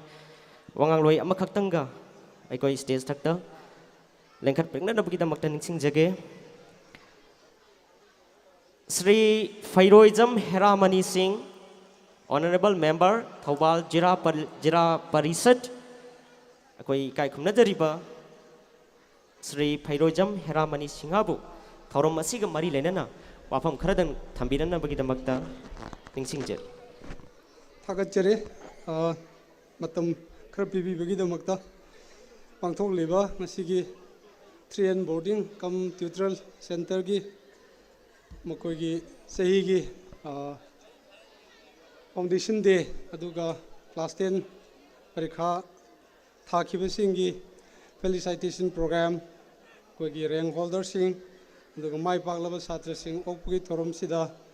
mapungoina thorom sibu preside tobiriba egi marup Sri Subhash Chandra Singh aduga chief guest ki pampham langda lengsin biramba lamdam asigi wangkhem kendra gi honorable MLA mengwena panjarabada Sri Kisam Chandra Singh masung dai lengsin biriba guest of honor wena lengsin biriba dignitary sing mengwena panjadragasu aduga ekoi mangda lengsin biriba nungsi jaraba boarding asigi well wisher sing guardian sing parents sing aduga satra satri khwai ki bekpu e hanu muktada kai kumnaba utsabugal wenana nolokpo chari thudokwa haijaningai lejede aigi taraptagi ahanbada pongdok chari madudi asigumba yamna nungairaba ekoi ki thorom haijaba tare si yawbu pangjabase masi egidi yamna laibak phabani haiba wafamsi tamjari mayamna ekoi function asigi matangda thambiramba wafamsing adugi matik phajakre ayakna matamsu leitabanina as a guardian amu oina wafam anidang ahumdang ai thamjage aigisu isanupi ama class 10 da ekoi Sacred Heart ki school gi isanupi ama mafam sida tamjabani maram maduna ngasi ekoi guardian singi maraktagi wahi khara ekoi pungningi oiba wafam thambiningbu mayam leibirangani mayamgi represent toraga time factor na maram oiraga ai wafam kharadang thamjari soiba ngakpigani mayamna yamna ekoi nungaijai ai mamangdasu thamjagi buduni ekoi gi boarding asina lamdam asida ekoi lekai asida yamna kari haini maming chatpa haiba tare magi sanglaba sei 13 sida magi quality haiba tare magi sungan handana uji pawada ekoi gi yam phajana niyom niti chumna angang singbu ekoi mai masingi hiram sida guide to bidana masigi khudong chawa ma ekoi gi ngasai ekoi gi founder ekoi gi mapu haiba tare ekoi sir Nilachandra nasu thambiramba ekoi gi nisagi pakta drugs aduga mobile da aduga kari haiba tare angang inkhalakba matamgi ekoi pamdaba ekoi gi salaningdaba matam chadana ekoi gi nuksin nungol romda ekoi chatkibagi lambi du ekoi na kari hai tare fazana council toraga mafam sida pulap ekoi yamna kari hai tare ahongba momalda yam affordable mama mapa singda ekoi puba thangba ngamoidaba chang nataba ngamgadaba changda ekoi sinbiraga tawibase as a guardian amu oina mama mapa amu oina mayamgi mut sinjaraga ina thagachaba phongdokchari tung koina asigumba kari haini thabakse makha tana yam phajana changsinba ngamba oibiu haiba ai parthana tawjari mapung oina ekoi kari haitare mayamgi boarding nina angang singna ekoi chaba thakpa aduga hujik leina tinagi matam nina tonganba kari haitare problem mayam amadi thengna birangani adubu yariba makhai kari haini section na leina simatang ekoi covid pandemic se masi ekoi vaccine kapthok pidana kapthok taba leiraga su mama mapa singda kari gi kapthok pidabano haibana chingba ekoi hangbiraga khudong chaba sarkar na piringai matam sida Covid की vaccination तौथोपीदना take कायदना यामना फज्जब मोंगदा करी आइनी like लाइसु तंबगी atmosphere अमा सागतपा ngamnanaba wana view haiba wafam se thamjaraga ai tension jage ma'am Punam amkanna thagachari thank you sir stage tak tang aktang laibinanaba aikoigi manapi biki thoram asida sar na katang mateng pangbina biki tamteng singjara aduga marak sida XUB MN0 MN1052 red color asi aikoi tungda leiriba gari amakak thogdokna bagidamata mafam chana sai tongna ningsingjari amutang hana ningsingjage red color ki car oiba XUV MN0152 amutang hana ningsingjage XUV red color ki car MN1052 hairiba car asi side amutang tawina naba hana ningsingjari loinana atopa alto MN02614 hairiba alto car asisu side amtang tawina naba hana ningsingjari amtang hana ningsingjage alto MN02614 hairiba car asi adomna khambiriba adudagi nakanda kharadang thaidok pinanabagi damakta hana ningsingjari loinana XUV MN1052 angangba machugi car asisu nakanda kharadang thaidok piraga tungda leiriba gari sing adu chatpa yana bagidamakta mukta sinbiu haiduna hana ningsingjari makha taba tharongi damakta koi ojaji banda microphone sinajari. Okay, thank you. Hojik akoi makha taba program asi nungaiba jagoisu leiri marakta khoigi handaki 2022 gi haidokiba HSLC gi boarding is the leibiramduna chauraba maipapa gi khudol pipiramaba mairoi singbu train boarding ki site tagi yamna samjaba khudol pot pibagi tanja adu marakta khoi lojage haiba price asigi ahan boina akhoigi ngaki mamangda fajaraba wai kya thambiramba sar pairoism heramani singna stage da leibingi gi maraksida price pibinaba nolokchari hojik akhoi satra sing ming akhoi kauthokcharake amam tang oiduna kauthoraga yamna phajaba mongda pijaning mari adubu program yam sangkhiba adagi matamna thengjalakpanisina maram oiraga akhoi isa isana phangba mark percentage adi chakhiba letter mark marik chumna akhoi lengbe liba guardian sing amadi atopa invited singi mamangda akhoi chauna akhoi thamjaningi adubu waraubiba kudimak adu akhoi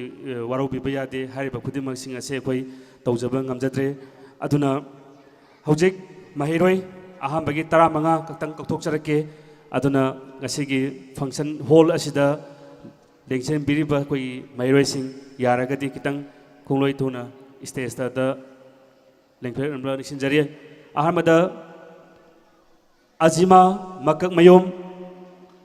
anisa makak mayom esorjit laisram renel wangkhem nganba soram milton sarangthem mandia sanabam laisram jayalakshmi korimayum farizana soraisem tondon laisram edison kulaibam sabana kulakpam sahajadi konjengbam sujakanta hijam silvia kauthokchariba mahiroi tara manga asi stage ta samlaba khudol por asi lobirnaba amuka na suning sinjari kausinjage azima makung mayum anisa makung mayum asorjit laisram renil wangkhem nganba soram milton sarangthem mandia sanabam laisram jayalakshmi kori mayum farizana soraisam tondon laisram elison kulaibam sabana Kulakpam Sarajadi Konjengbam Surjakanta Hijam Sylvia Hojik Akoina Kausanjaiba Mairoi sing ase ITPC henba Mairoi ngaktani Hairiba Mairoi ayamba subject taruk natra manga loinamakta letter mark chapa Mairoi sing ngaktani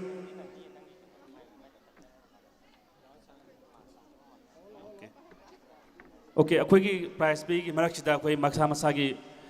mark to amtang akoi lautok ke Azima 539 Anisa Makamayum 534 akoi mark to ina hajaroige percentage to ina hajarage mayamna hena khanganaba Azima Makamayum 89.8% Anisa Makamayum 89% Asorjit Laisram 89 Renil Wangkem 88.83%, Ngan Basoram 88.83%, Milton Sarangthem 88.83%, Mandir Sanabam 88.67%, Laisam Jayalaxmi 88.67%, Korimayum Farizana 88.5%, Soraisam Tondon 88.16%, Laisam Elishan 88.16%, Kulaibam Sabana 87.6%, Konjengbam Surjakanta 87.5%, Hijam Sylvia 87.1%.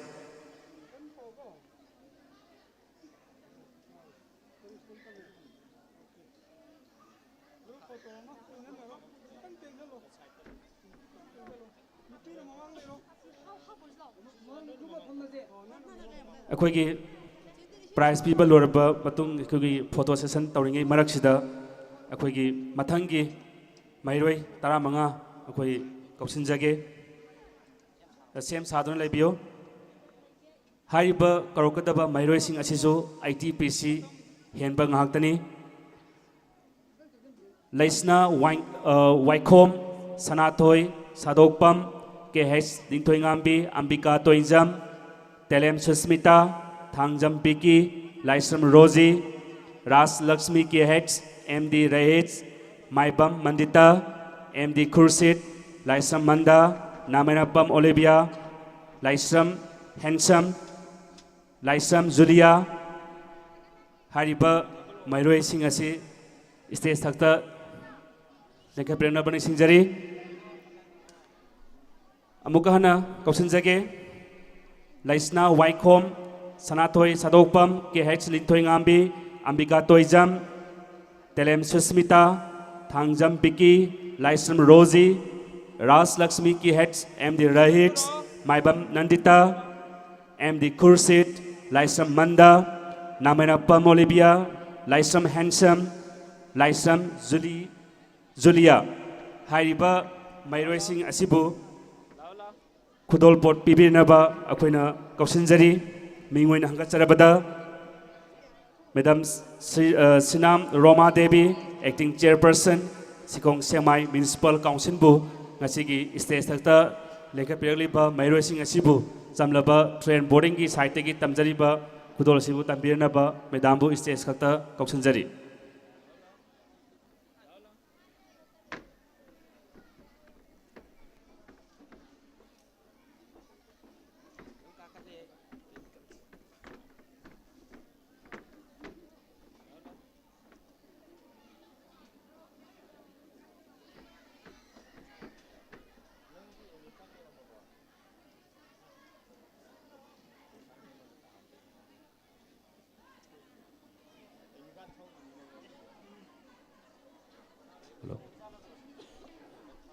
Hojik prize Pangbiriba Mairoi Sing Asigi percentage to amta laupukcharake Laisna Waikom 86.83%, Sanatoi Sadokpam 86.83%, KH Lintoi Ngambi 86.67%, Ambika Toijam 86.67%, Telem Susmita 86.67%, Thangjam Biki 86.5%, Laisam Rosie 86.5%, Ras Lakshmi KH 86.33%, MD Rahits 86.33%, Maibam Nandita 86.16%, MD Kursit 86.16%, Laisam Manda 86%, Namirapam Olivia 85.83%, Laisam Handsome 85.83%, Laisam Julia 85.66%. Haiba Mairoi Taramanga Achisu subject akoina yengjabda subject taruk ta ayamba letter mark jali aduga Mairoi amani na subject mangada letter mark chapa ITPC ki mathakta laaba Mairoi singni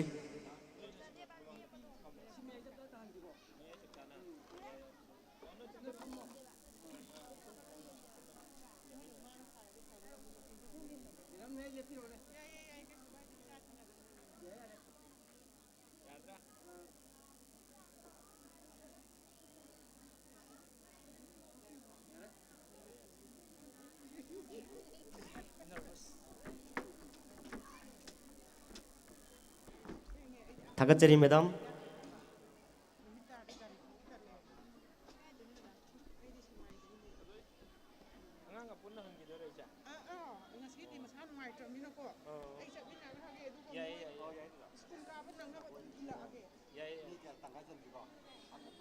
Chamlaba khudul piba sigi marakta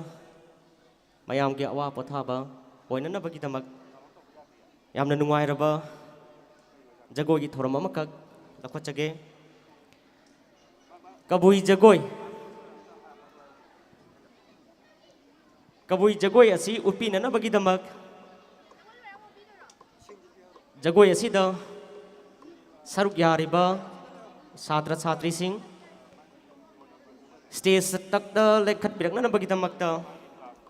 hana ning sing jari amuk tangga hana ning sing jage koi gi train boarding gi maikai digi handaki 2022 da pangthok ki ba metric parikha da train boarding gi oiba Satra Singh na pass tawrak pada harau nungai ba phongtok poina mana pi bagi thoram asigi marakta miyam gi nungai na bagi damakta kabui jagoi gi thoram amakak performance asi upi gani train boarding gi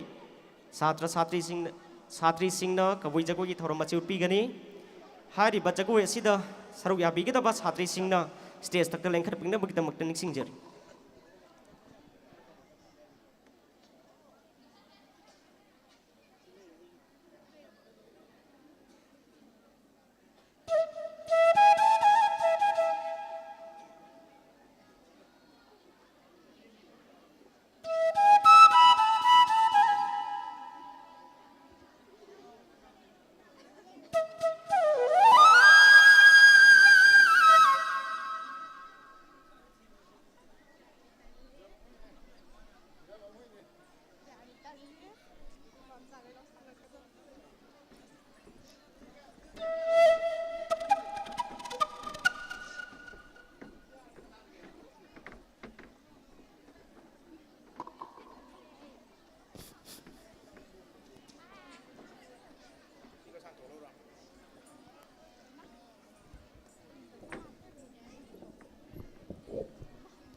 Hello.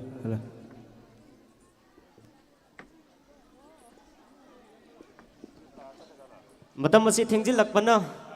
performance upi gida ba satra satri singh na yar bam kai sem chaduna laina na bagi damakta hana ning sing jari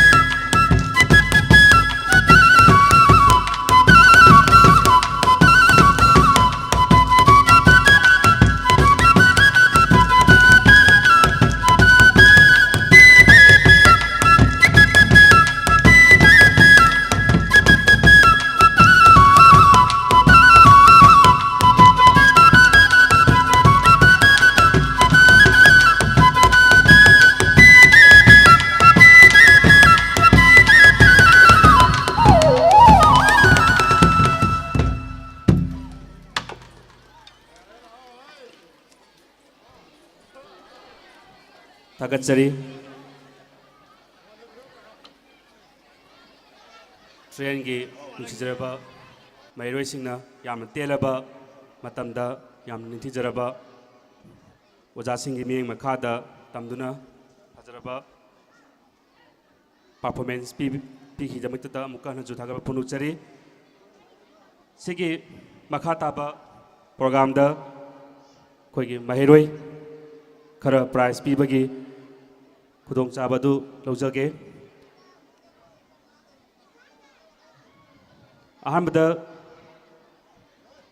प्रीति सराम सोलेंद्रो सोराइसम रहमनी कांबम सोलोबेट के सनामतुम Avinash सनाबम M सुमालक्ष्मी any असैबम मैत्रम बंदना Mutum Janet Hijam Rishikant के हेच निशिकुमार के हेच Arif अल्बास सुजलता यांगंबम S M सिमरन हारिबा महिरोइसिंग असी train boarding की site तगी समलबा खुदोलपोट तमजरीबा सी लौबीरनबा stage तक लेंखपेरनबा निसिंजरी Madgi मरक्सिदा अखोइगी prize फंख्रबा अमदी फंबगिदबा अखोइगी नत्र अतोपा ngasiगी function जी हौबदगी लोइफौदा यावबिरिबा guardian सिंग अदि invited सिंग लेमोरिबा मैरोइसिंग असी prize पीबगी पुनिंग थौगटपगी थौरम असी अरोइबौतंग यावबियु हाइदुना ट्रेन बोर्डिंग की साइट तगी नोलुना निसिंजरी हौजिगी मैरोइ दो अमुका हना कौसनजगे खितंग थुना लेंखपेरनबा निसिंजरी प्रीति सराम सोलेंद्रो सोराइसम रहमनी कांबम सोलोबेट के सनामतुम अविनाश सनाबम एम सुमलक्ष्मी एनी असैबम मैत्रम बंदना मुतुम जेनेट हिजम ऋषिकांत के हेच निशिकुमार के हेच अरिफ अल्बास सुजलता यांगंबम एस एम सिमरन हारिबा मैरोइसिंग असे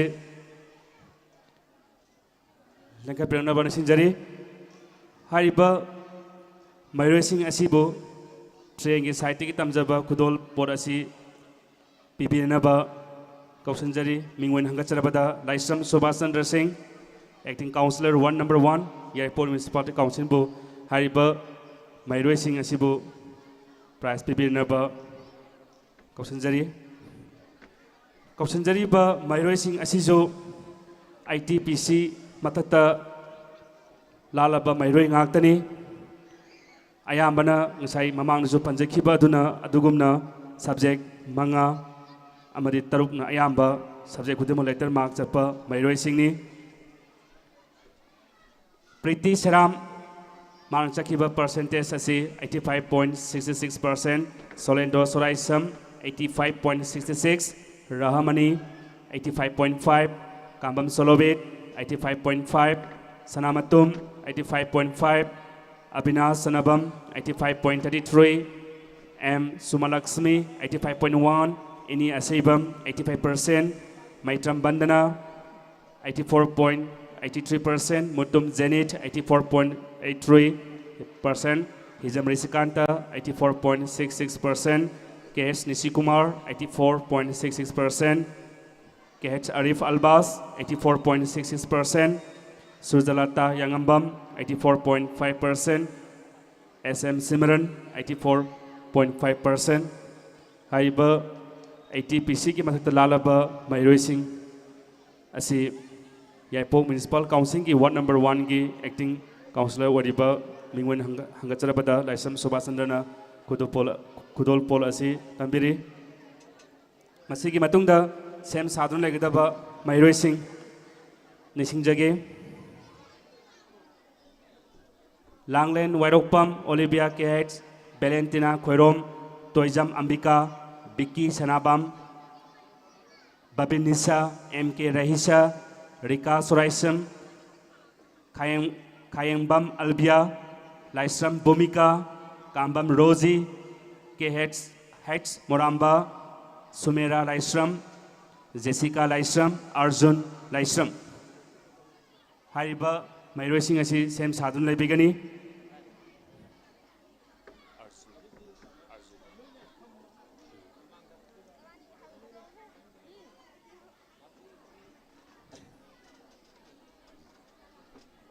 ꯁꯦꯝ ꯁꯥꯗꯨꯅ ꯂꯩꯕꯤꯒꯅꯤ ꯂꯥꯡꯂꯦꯟ ꯋꯥꯏꯔꯣꯛꯄꯝ ꯑꯣꯂꯤꯕꯤꯌꯥ ꯀꯦꯍꯦꯠꯁ ꯕꯦꯂꯦꯟꯇꯤꯅꯥ ꯈꯣꯏꯔꯣꯝ ꯇꯣꯏꯖꯝ ꯑꯝꯕꯤꯀꯥ ꯕꯤꯀꯤ ꯁꯅꯥꯕꯝ ꯕꯥꯕꯤꯟ ꯅꯤꯁꯥ ꯑꯦꯝ ꯀꯦ ꯔꯥꯏꯁꯥ ꯔꯤꯀꯥ ꯁꯣꯔꯥꯏꯁꯝ Kayambam Albia, Laisram Bhumika, Kambam Rosie, Ketumim Moramba, Sumaira Laisram, Jessica Laisram, Arjun Laisram. Aduga ngasai akoina mamangda hojik pi basiga ahum suba tangkak pi ba sidaisda mingdi lauthokpadedi yauhraga ngasigi tanjaduda function honda lehodaba atopada ngangtang chathobagi tanjana maram moraga prize phanghodaba leiragadi akoida report tawbiyo aduga prize piriba asida akoi yawnaba honajage amukasu hana ningsinjage hojiki akoigi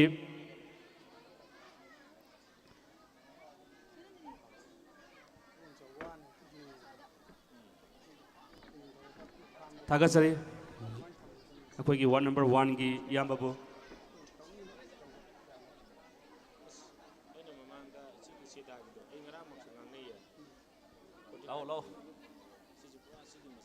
Tagasari akoigi mingun hangatsabada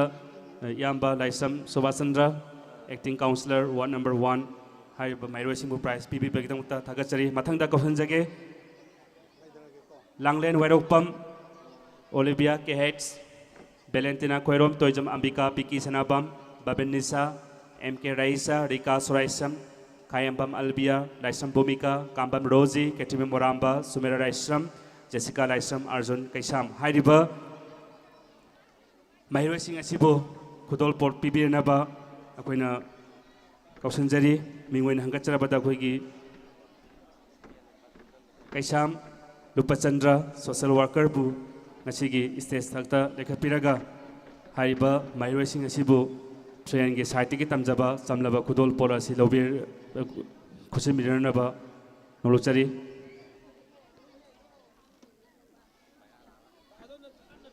hariba stage thakta lekhapiriba mairoising asisu ngasagi mamang lauthokchakiba adugumna ITPC ki mathakta lalaba mairoising ni ayamba subject ahum mari amadi manga adigi apunba subject taruk letter sarpa mairoising yauri amam tang akoina nisingjabagi khudong chabadu lajadabadagi akoina laphokchadabani lingber liba guardian sing amadi mairoising na masigi khudong chadabasi warobiroi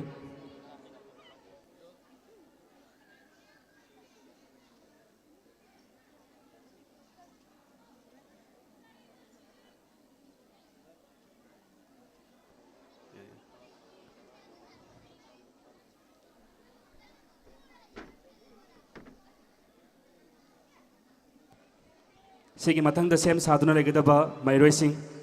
atubada kausanjari sem saduna lebigani Devakanta Laisram Lingzen Thoibi Sitaljit N Salam Johnson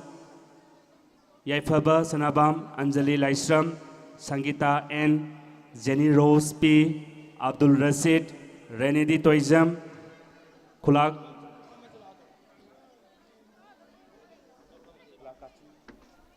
Kulakasin Tony, Hasina M, Dayananda Kehets, Adila Kehets, Sophia, Laukrakpam, Arkina.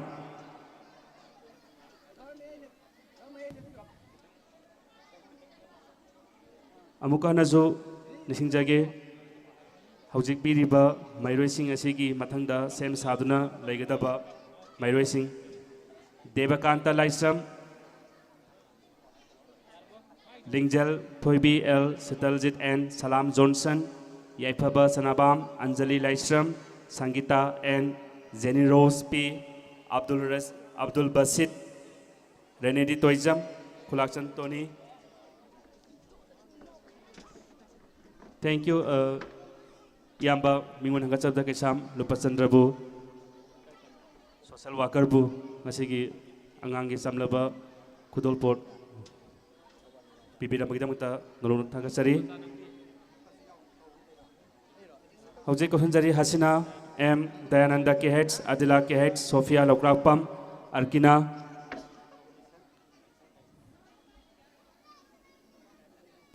Ellison, Kausanjari, Devakanta Laisram, Lingjen Thoibi L, Sitaljit N, Salam Johnson, Yaithaba Sanabam, Anjali Laisram, Sangita N, Jenny Rose P, Abdul Basit, Renedi Toijam, Kulaka Sintoni, Hasina M, Dayanda KH, Adila KH, Sophia Lokrapam, Arkina, Amadi Ellison. Amuka hanaso akoina lisinjari akoina mamangda pijagiba prize haijaba tare aduda mingdi kauthoksakhraga prize lahodaba mairoising leiragadi akoigi report pibiu aduga makha taba prize pirapa matamda akoi yawnaba honajage hojiki hairiba stage thakta lengka peririba akoigi mairoising asibu train boarding की side की थमजबा चमलबा खुदोलसी पिबिनबा नोलुना न कोक्सनजरी मिंगविन हंगचरबदा Shri Koijam Akoijam Romesh Singh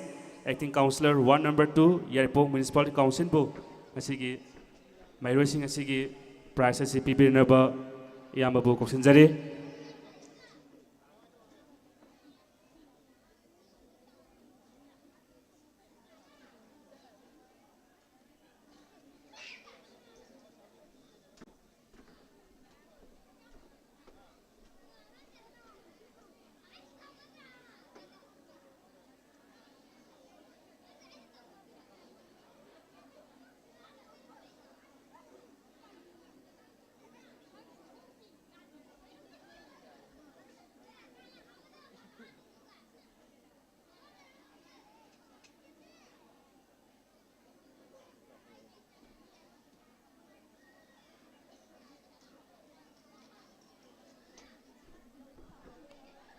prize pibagi thorom asigi makha chathajarakpa oina matangda prize lawinabagi damakta sem sadunu lainabagi damakta khanganjage satrasing Ajarudin Bandana Soram Akoijam Omita Hodam Surbala Wakilan K Nonglen Khomba SM Khalida MK Anisa Deni Athokpam Srinivas L, Masum MK, Lanjen B Kaisham, Priya Jingkham, Hairiba, Satra Satri Singasi, Matangi Manalobi Nabagi the Makta Sem Saduna Lay Nabagi the Makta Kanganjari.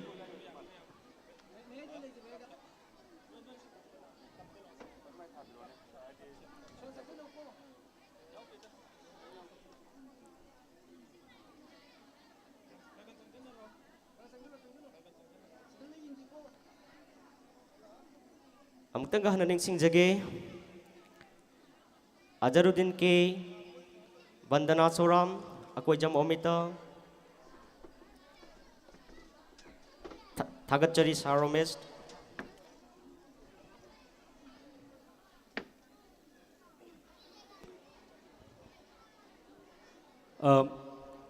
Makhata bada kausanjage Ajarudin K Bandana Soram Akoijam Omita Hodam Surbala, Wakilan N, Wakilan K, Nolen Komba, SM Khalida, MK Anisa, Deni Atopam, Hariba, Mahiroi Singh.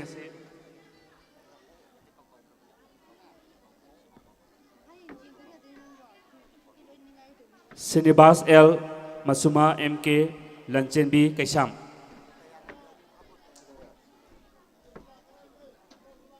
Priya Singakham Hariba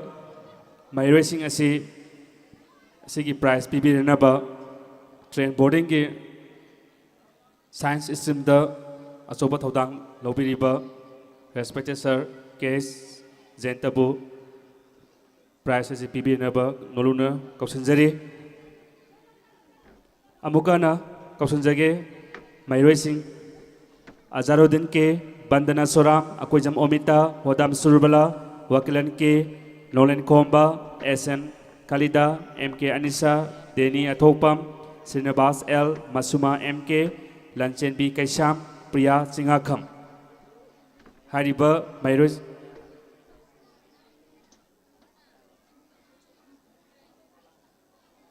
ꯍꯥꯏꯔꯤꯕ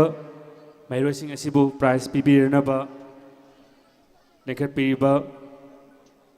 ꯔꯦꯁꯄꯦꯛꯇꯦꯗ sir ꯑꯁꯤ train ꯕꯣꯔꯗꯤꯡꯒꯤ science ꯁ꯭ꯇ꯭ꯔꯤꯝꯗ ꯑꯆꯧꯕ ꯊꯧꯗꯥꯡ ꯂꯧꯕꯤꯔꯤꯕ ꯔꯦꯁꯄꯦꯛꯇꯦꯗ sir ꯀꯦ H ꯖꯌꯟꯇꯅꯤ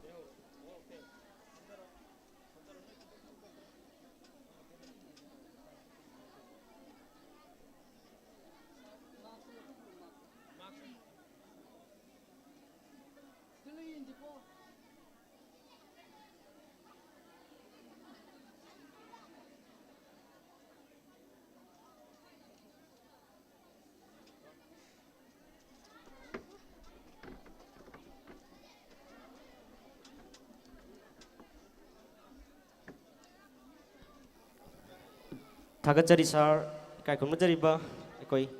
ꯁꯥꯔꯖꯦꯟꯇꯕꯨ ꯁꯥꯇ꯭ꯔꯁꯤꯡꯗ ꯆꯝꯂꯕ ꯈꯨꯗꯣꯜ ꯄꯤꯕꯤꯔꯝꯕꯒꯤꯗꯃꯛꯇ ꯍꯟꯅ ꯊꯥꯒꯠꯆꯔꯤ ꯑꯗꯨꯒ ꯑꯩꯈꯣꯏ ꯊꯧꯔꯝ ꯑꯁꯤꯒꯤ ꯃꯈꯥ ꯆꯠꯊꯖꯔꯛꯄ ꯑꯣꯏꯅ ꯌꯥꯝꯅ ꯅꯨꯡꯉꯥꯏꯔꯕ ꯊꯧꯔꯝ ꯑꯃꯈꯛ ꯂꯧꯈꯠꯆꯒꯦ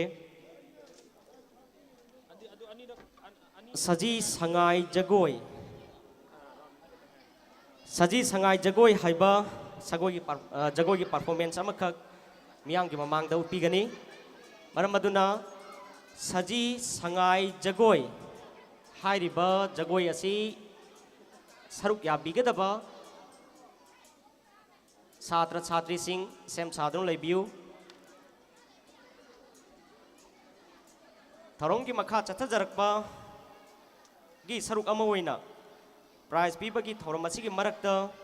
ꯃꯤꯌꯥꯝꯒꯤ ꯉꯥꯏꯍꯥꯛ ꯑꯋꯥ ꯄꯣꯊꯥꯅꯕꯒꯤꯗꯃꯛ ꯁꯖꯤ ꯁꯉꯥꯏ ꯖꯒꯣꯏ ꯍꯥꯏꯕ ꯊꯧꯔꯝ ꯑꯃꯈꯛ ꯑꯩꯈꯣꯏ ꯃꯤꯌꯥꯝꯒꯤ ꯃꯥꯡꯗ ꯎꯠꯆꯒꯅꯤ ꯍꯥꯏꯔꯤꯕ ꯖꯒꯣꯏ ꯑꯁꯤꯗ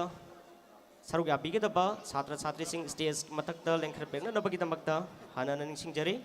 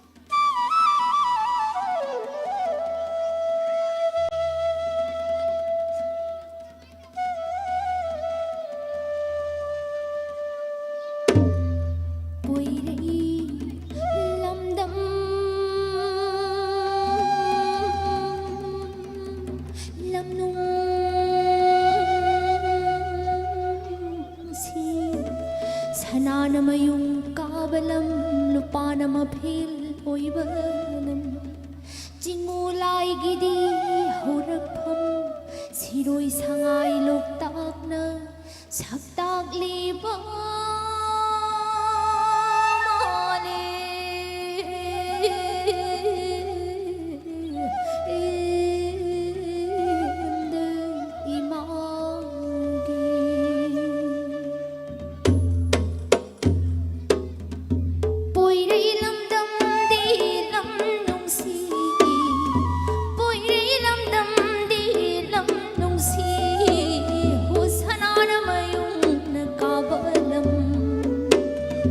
Lupana maphil di oi balam ho Lupana maphil di oi balam Jingu lai gi di horakham Siroi sangai di lok tang Siroi sangai di lok tang Ho sak tang li ba ni ma lim da Honumi dang mai gi na mat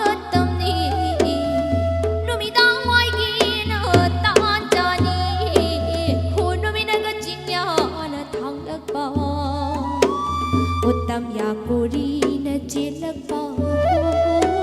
ho maram na ramli na madai ma kwak ta nung sin na mi ba kwak ta gi nung sin na mi ba ho malang na liri na huplak pa ho kaya da ning thi na bhajri ho ho nanai na thaba na mawali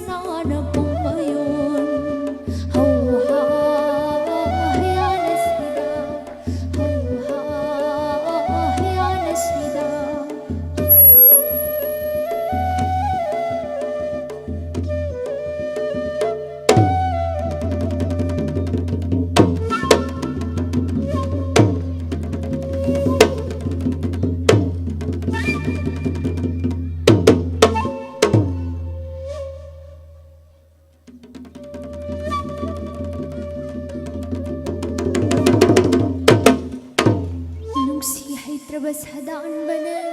liri tenga thong laduna masabi sangai tamna tendam lagli nungsi haitraba sadan bana liri tenga thong laduna masabi sangai tamna tendam lagli setna khaina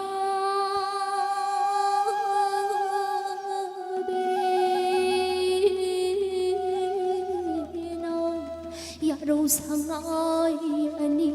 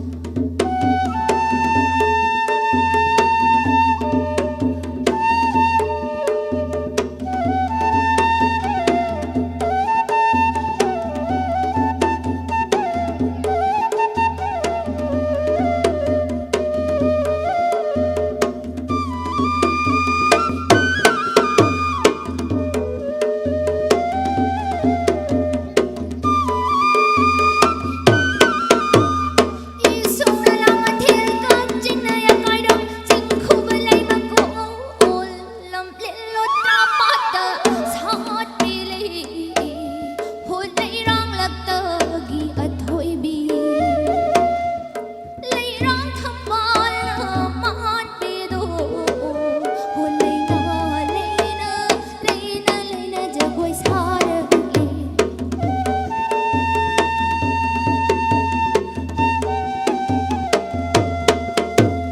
tingu ibu mo ha khuyum lai ni masi korong nong jada pangjadri na mo mai khoina taragi thogal phangjaba soiraba kada kanmayu bulalaba chamang akpiu haiduna chang jo chimna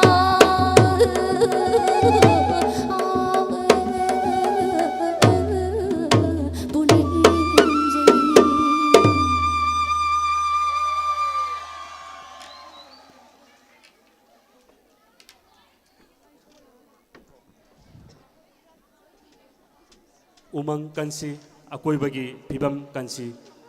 yam pajaba tim akoina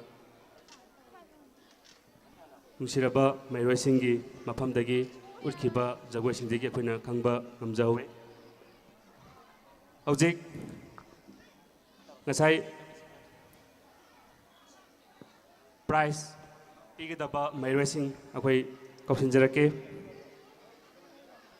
Robertson KH S Nirmala Victoria A Boris Laisram Liamong Seng Langambati H Sanajauba H Rani Singakham Minerva Yumnam Jonsila Salam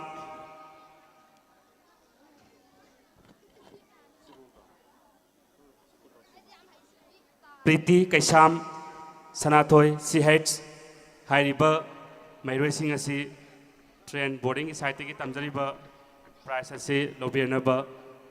stage sakta kausinjari hairiba price asibu pibirnaba train boarding ki mathematics ki subject achoba thodang lobiriba mingwin hangacarabada sir sarongba naubi bu hairiba price asi pibirnaba kausinjari amuka hana kausinjari Robertson KH S Nirmala Victoria A Boris Laisram Lian Mon Sang Langambati H Sanajauba H Rani Singakham Minerva Yumnam Jonsila Salam Priti Kaisam Sanatoy CH ngasigi function hall asida leibiragadi stage sakta naka berna balik sinjari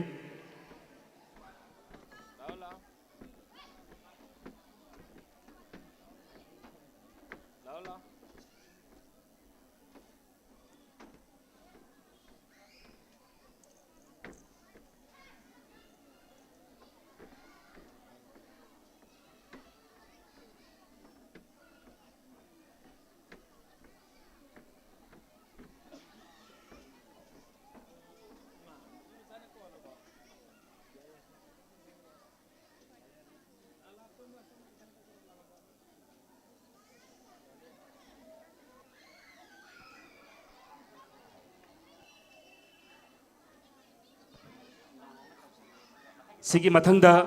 sem saduna legedaba akhogi mingwen hangacharbada pangambam anju David KH Mahesh TH Dayananda KH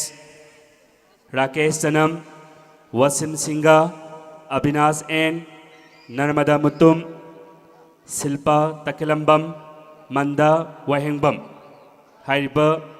mairoi sing asisu Jamlaba Kudol Pot Lonaba Sem Sadun Lebinaba Nolunan Sinjari Kausinjari Pangambam Anju David KH Mahesh TH Dayananda KH Rakesh Sanam Wasim Singha Abhinas N Narmada Mutum Silpa Takilambam Manda Wahengbam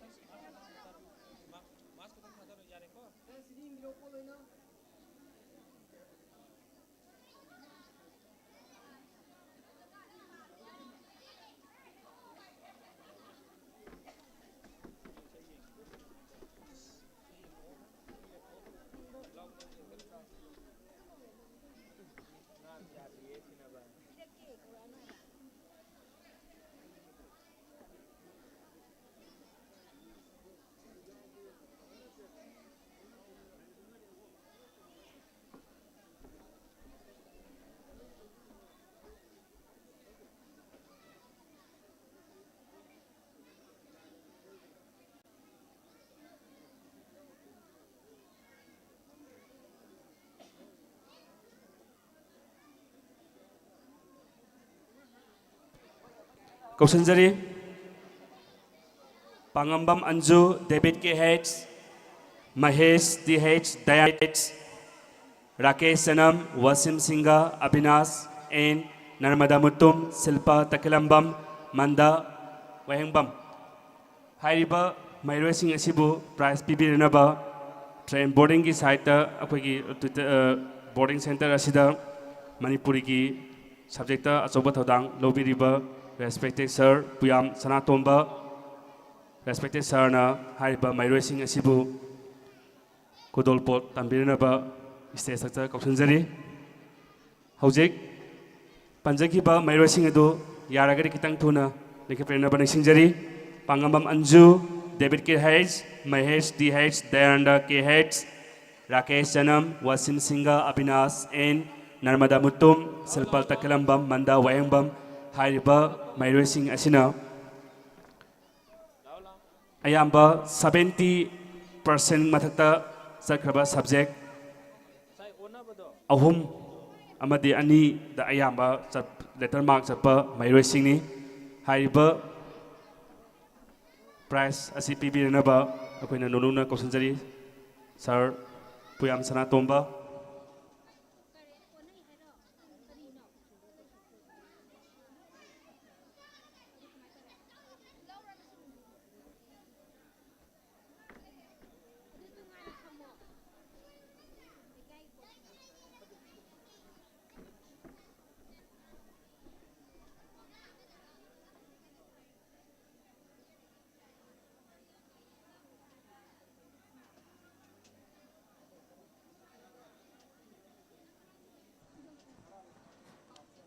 Mathangda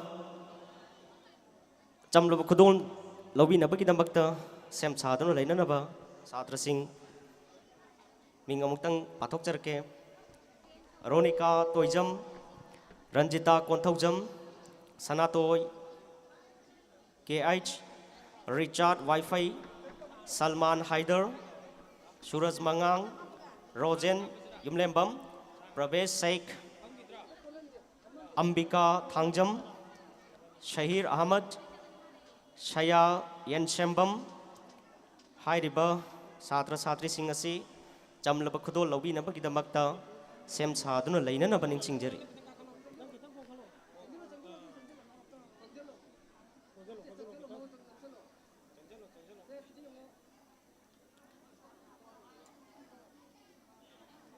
Ronika Toijam, Ranjita Kontaujam, Sanatoy KH, Richard Wi-Fi, Salman Haider, Suraj Mangang, Roman Yumlembam, Pravesh Sheikh, Ambika Thangjam, Sair Ahmad, Shaya Yam Yenshembam, Hairiba Satra Satri Singasi,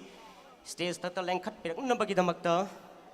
Hanan Ningsing Jari, Muktanga, Ningsing Jage, Ronika Toijam, Ranjita Kontaujam, Sanatoy KH, Janu, Richard Wi-Fi, Salman Haider, Suraj Mangang, Rojen Yumlembam, Rebal Sheikh, Ambika Thangjam, Shahir Ahmad, Shaya Yenshembam,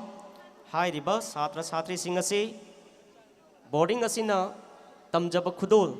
Lobina Nabakidamakta, Stage Takta Kakat Pirak Nabakidamakta, Hananing Singjari,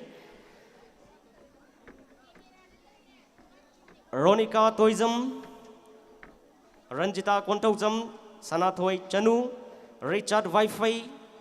Salman Haider, Suraj Mangang, Rojen Yumlembam, Rebal Sheikh, Ambika Thangjam, Shahir Ahmad,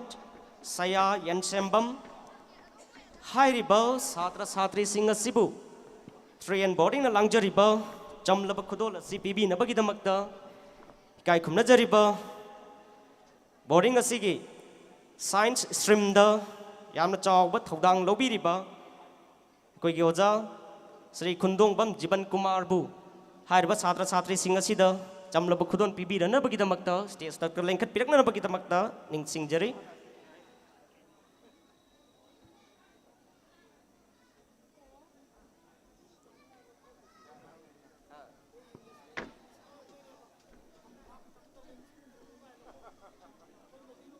Aduga Matangda ꯆꯝꯂꯕ ꯈꯨꯗꯣꯜ ꯑꯁꯤ ꯂꯧꯕꯤꯅꯕꯒꯤꯗꯃꯛꯇ ꯁꯦꯝ ꯁꯥꯗꯨꯅ ꯂꯩꯕꯤꯅꯕ ꯁꯦꯝ ꯁꯥꯗꯨꯅ ꯂꯩꯅꯅꯕ ꯁꯥꯇ꯭ꯔꯁꯤꯡꯒꯤ ꯃꯃꯤꯡ ꯑꯃꯨꯛꯇꯪ ꯅꯤꯡꯁꯤꯡꯖꯔꯛꯀꯦ Singhajit L Priyanka Yumnam Rita Phanjoubam Janis K H Manoranjan L Wilson T Silky M Sonia K ꯏꯅꯥꯎꯕ ꯑꯣꯏꯅꯥꯝ ꯖꯦꯠꯂꯤ ꯇꯤ ꯑꯩꯆ ꯃꯟꯗꯥ ꯋꯥꯏꯈꯣꯝ ꯎꯃꯥ ꯌꯦꯟꯁꯦꯝꯕꯝ ꯗꯦꯕꯔꯥꯅꯤ ꯀꯦ ꯍꯥꯏꯔꯤꯕ ꯁꯥꯇ꯭ꯔ ꯁꯥꯇ꯭ꯔꯤꯁꯤꯡ ꯑꯁꯤ ꯊ꯭ꯔꯤ ꯑꯦꯟ ꯕꯣꯔꯗꯤꯡꯅ ꯂꯥꯡꯖꯔꯤꯕ ꯆꯝꯂꯕ ꯈꯨꯗꯣꯜ ꯑꯁꯤ ꯂꯧꯕꯤꯅꯅꯕꯒꯤꯗꯃꯛꯇ ꯁꯦꯝ ꯁꯥꯗꯨꯅ ꯂꯩꯅꯅꯕ ꯅꯤꯡꯁꯤꯡꯖꯔꯤ ꯑꯃꯨꯛꯇꯪꯒ ꯍꯟꯅ ꯅꯤꯡꯁꯤꯡꯖꯒꯦ ꯁꯤꯡꯍꯖꯤꯠ ꯄ꯭रिꯌꯥꯡꯀꯥ ꯔꯤꯇꯥ ꯖꯦꯅꯤꯁ ꯃꯅोरंजन विल्सन शिल्की सोनिया इनाउबा जेटली मंदा उमा येनसेम्बम देबरानी हारिबा छात्र छात्रीसिंग असि ट्रेन बोर्डिंग न लांगजरिबा चमलब खुदोल असि लौबी ननबगिदमक्ता सेम सादुना लैननब निंसिंगजरी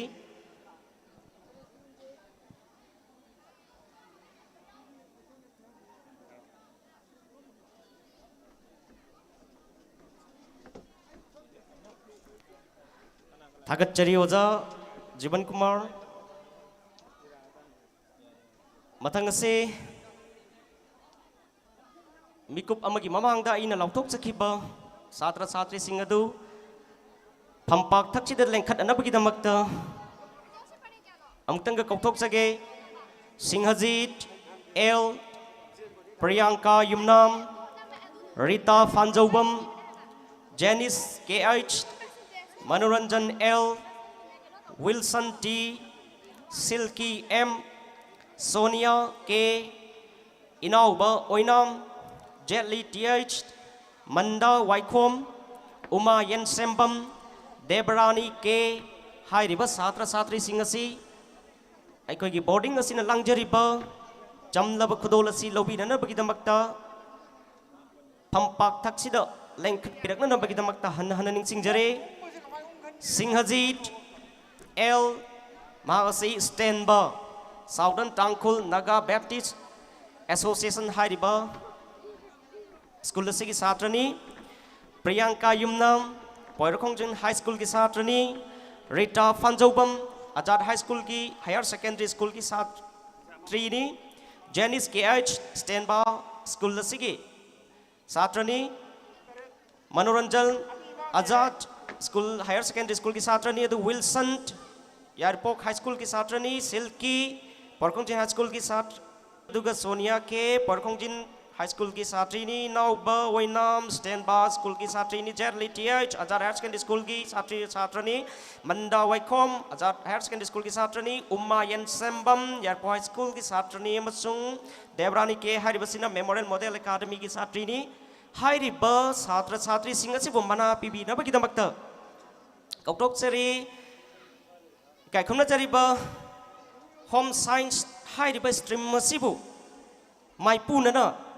यामना अचौबा थौदांग लौबिरिबा अखोइगी गायखोमनाजरिबा ओजा सूरजबु हाइरिबा छात्र छात्रीसिंग असिदा चमलबा खुदोल असि पिबिनबगिदमक्ता फंपाक थक्सिदा लेंखटपिरकनबगिदमक्ता इकाय खोमनाजना निंसिंगजरी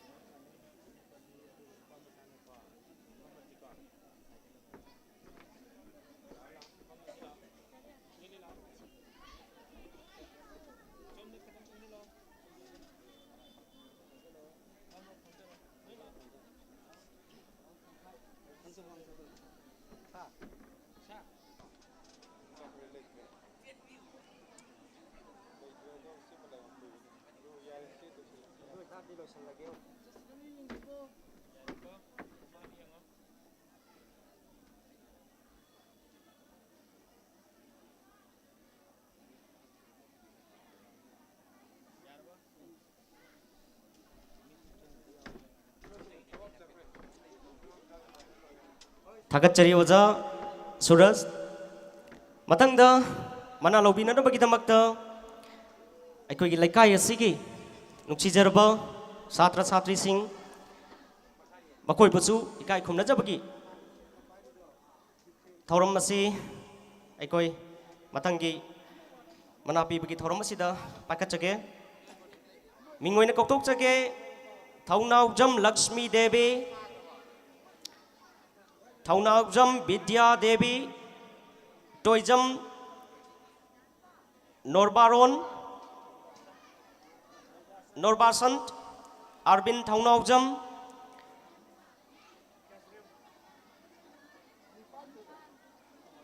Singam Grace Chanu, Premabati Chanu, Saugrakpam Jidan Mangang, Sylvia Devi, Payal Kontaujam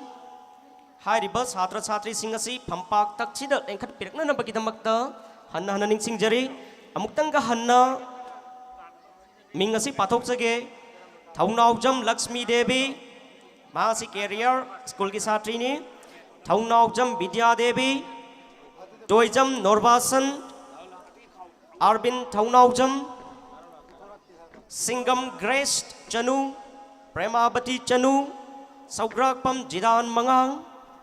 Sylvia Devi Payal Kontaujam Hairiba Aikogi Nungsijaraba Leikai Asigi Handak Tapangtu Kiba Solising Aniga Kunganitoigi Metric Parikada Leikai Asigi Mai Pubirakraba Satra Satri Singni Makoi Asibu Train boarding along Jeriba, Jamlabakudolasi, Pibi Nabagidamakta, Leikai Sigi, Ikai Kumna Jeriba, Mingwena Hangajarabada, Soram Bijoibu, Hairiba, Satra Satri Singh Asida, Jamlabakudolasi, Pibi Nabagidamakta, Pampak Takta Lenkat Pirknanaba, Hanna Hanaikai Kumna Janan in Singjeri.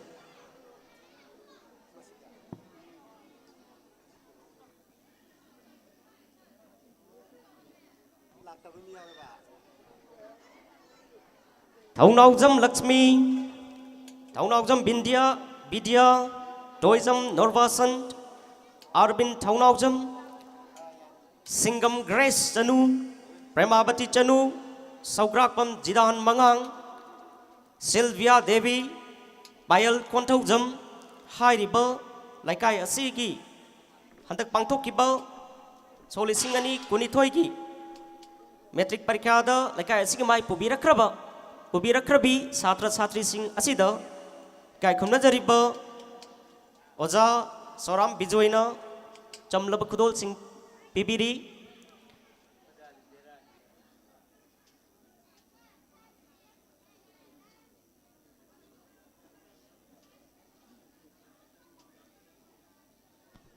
Maraksida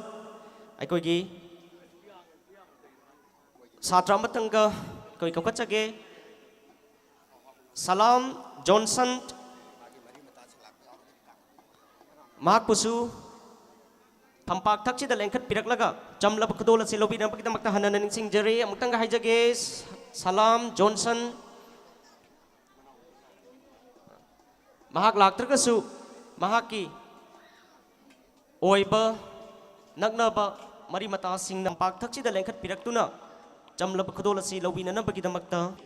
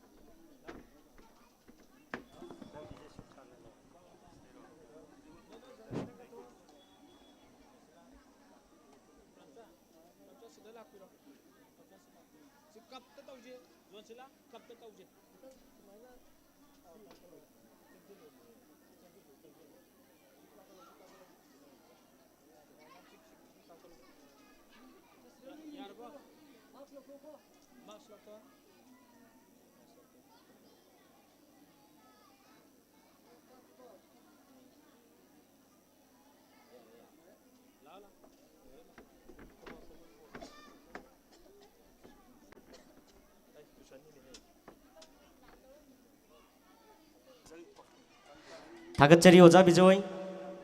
चमलब खुदोल Singh छात्र छात्री सिंह पीबीरबगीदमक्तन हनन थागतचरी अदुगा अखोय यामना नुंगाइबा याम थाजदबा थौरम अमखक अखोय मरक सिदा लखपचगे best lucky teacher की थौरम अमखक अखोय पाकचगनी हाइरिबा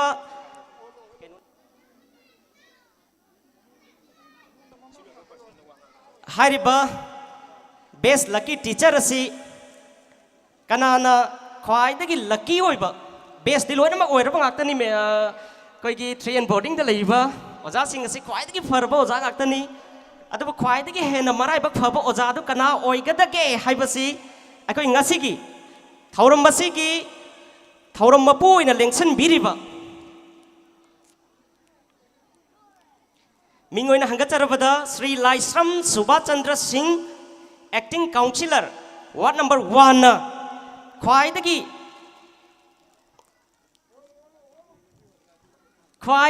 lucky होइबा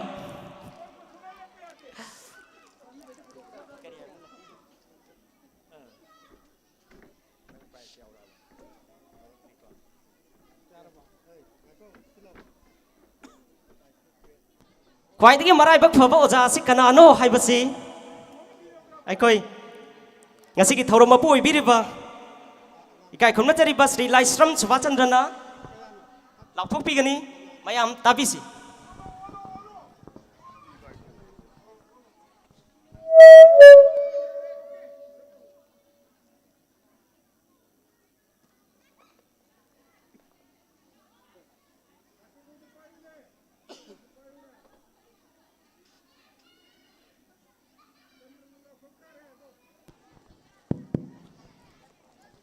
ma'am लौखट लजिरा ख्वाइदगी बेस्ट ऑफ लक टीचर खनबगी ngasiगी लकी ड्रॉ से यामना नुंगाइबा मैमना मखादगी हाइरिजे खितंग कन्ना निकपियु सिनी अमुतंग निखाइबिरो दुगा लौखट सरगे थैंक यू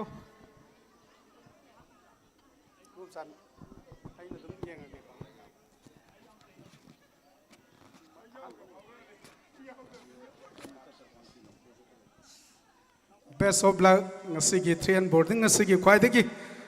लकी यामना फबो ओजाजी सार सूरज थैंक यू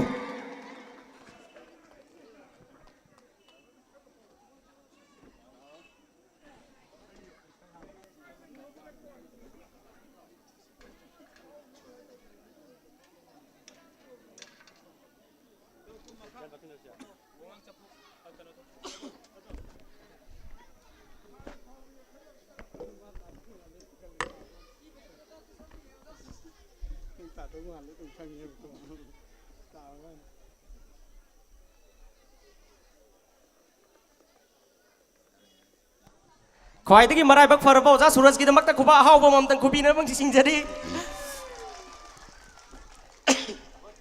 अदुगा मखा ताबोइना अखोइगी ख्वाइदगी लाइबक फरबा ओजागी मनासु पीबिरमबा काय खुमनजरिबा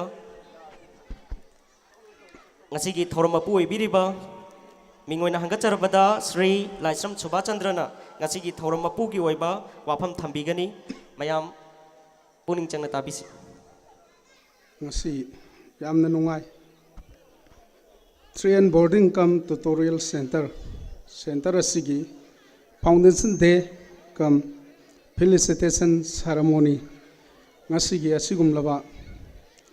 Yairipok Bishnunaha Siphai Leikai de leba boarding asigi ngasi program asida thoidok hendona athoiba mayai tangbalgi phampham langda lengsin biriba kendra sigi honorable MLA Kesam Megachandra Singh President MPCC amadi ngasigi guest of honor gi phampham langda lengsin birimba aigi marup Sri Phairoizam Heramani Singh Honorable Member Thoban Jila Parishad amadi Srimati Sinam Umbi Roma Devi Acting Chairperson Sigong Sengmai Municipal Council amadi aigi imak Sri Akoijam Romesh Acting Councillor Yairipok Municipal Council amadi Kaisam Rupachandra Singh ex Chairperson Yairipok Municipal Council amadi aigi sar Sri Toijam Wazarajin Maitai Advisor 3 and Boarding ayakna ahanba maktada ikai khumnabu usari yamna nungai ngasi ase ngasi boarding asida oza oibiriba amadi boarding asigi all staff khudingmak amadi print tawiriba media gi silinau sing amadi ngasigi boarding asigi chhatra sing amadi tongan tongan ba parents sing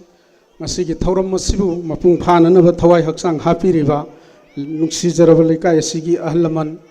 ifaipal imaibel pumnamak ngasi aina ahanba maktadi ikai khumnaba usari ngasi se yamna hena thoidongna aigi wakhanda aina nungaijari badi ngasi Yairipok Bishnunaha Siphai Leikai da asigumlaba boarding 3 and boarding asi aigi inau Nilashandrana mana hogdoga lingkhat khipasida nungsiraba lamdam kayadagi lengbirakpa wazasingna thawai haksanga yauna hona bibadagi ngasi boarding asida leiriba satra khudingmak afaba khunai amagidamak afaba satra puthokpada asauba thaudang ama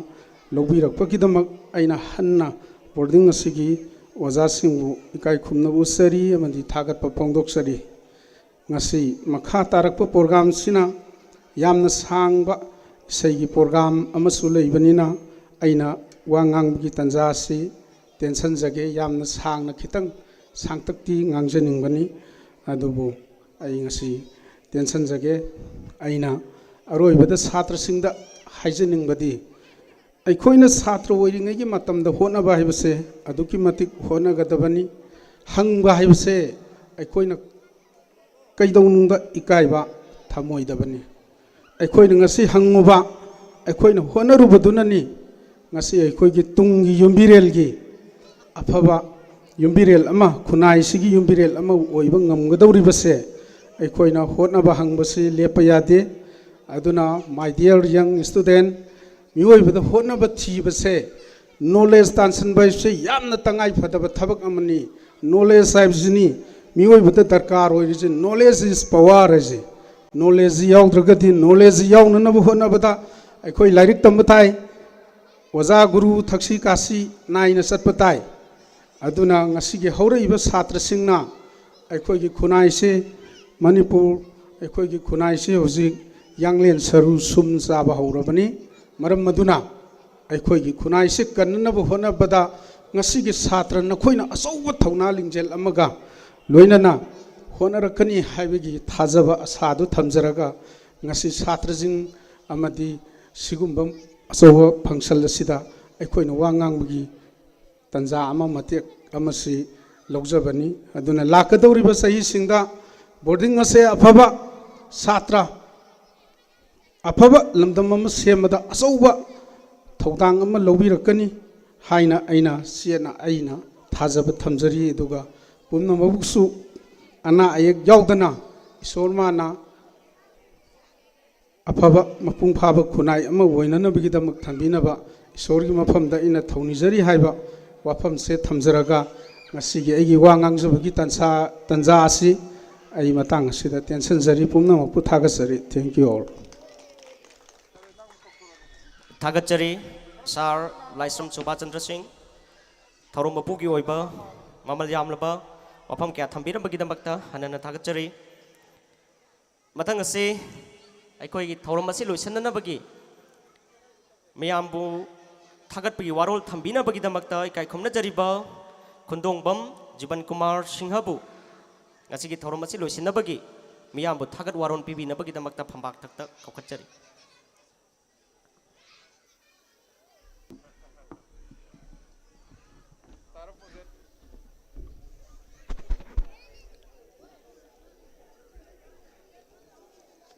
ngasi July gi day 23 Saturday numit asida train boarding Cum tutorial center gi prize pi bagi amadi foundation day ga mailena pangthok chaiba thorom asida haubadagina loiba phobada chillaba matam kyabu kaithopiraga lengbeleba akhoi gi ngasi gi invitees sing akoina mingwena Panjadabida Lengpirakiba Chief Guest, President, Guest of Honors, Amadi Special Invitees, Adigi Train Boarding Gi, Thona Hapiriba, respected teachers, Amadi Prize Pambikiba, Nungsiraba, Mairoi Singh, Amadi Luina Birakpa, Guardian Singh, Amadi Nasigi, Tongan Tonganba, YouTube channel, the Uhon Biriba, Sound Media, Amadi Leikai Sigla Biriba, Ahlaman, Kudimagna, asigi function asibu mapum phan bigidamta amuka nasu thagar pa phongtokchari losalapata ngasigi thorom asibu mayamna loiba phawba lengdana saruk yabi bagidamta aroiba hanasu amuka nasu thagar pa phongtokchari thank you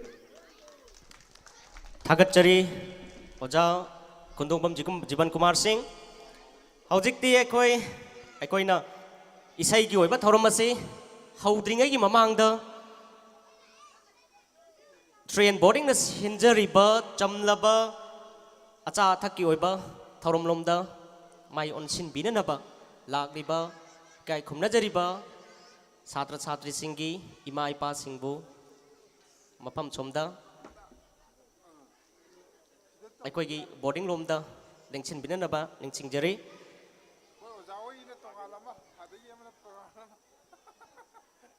hauji gai koi Oja Jiban Kumar na Board of Thanks PB bagal oina nang asigi oiba thorom dilo chinjare adubu isai gi oiba thorom ase haudringai mamangda lengpirakliba ikai khumna jariba satra singi ima baba sing adu train boarding na langjariba acha thakki thorom mafam boarding gi maikai romda lengchin binanab lengching jari aduga hariba acha thakki thorom ase hek loibaga aikoi isai nongmai gi thorom ase haujagani maram maduna isai nongmai gi thorom asida sida mai puna bigadaba yamna maroiba thawdang lo bigadaba musician sing adom madongi kuchukulai sing adu sem chaba yajaragani mayam punmakpu hana hana thagatjari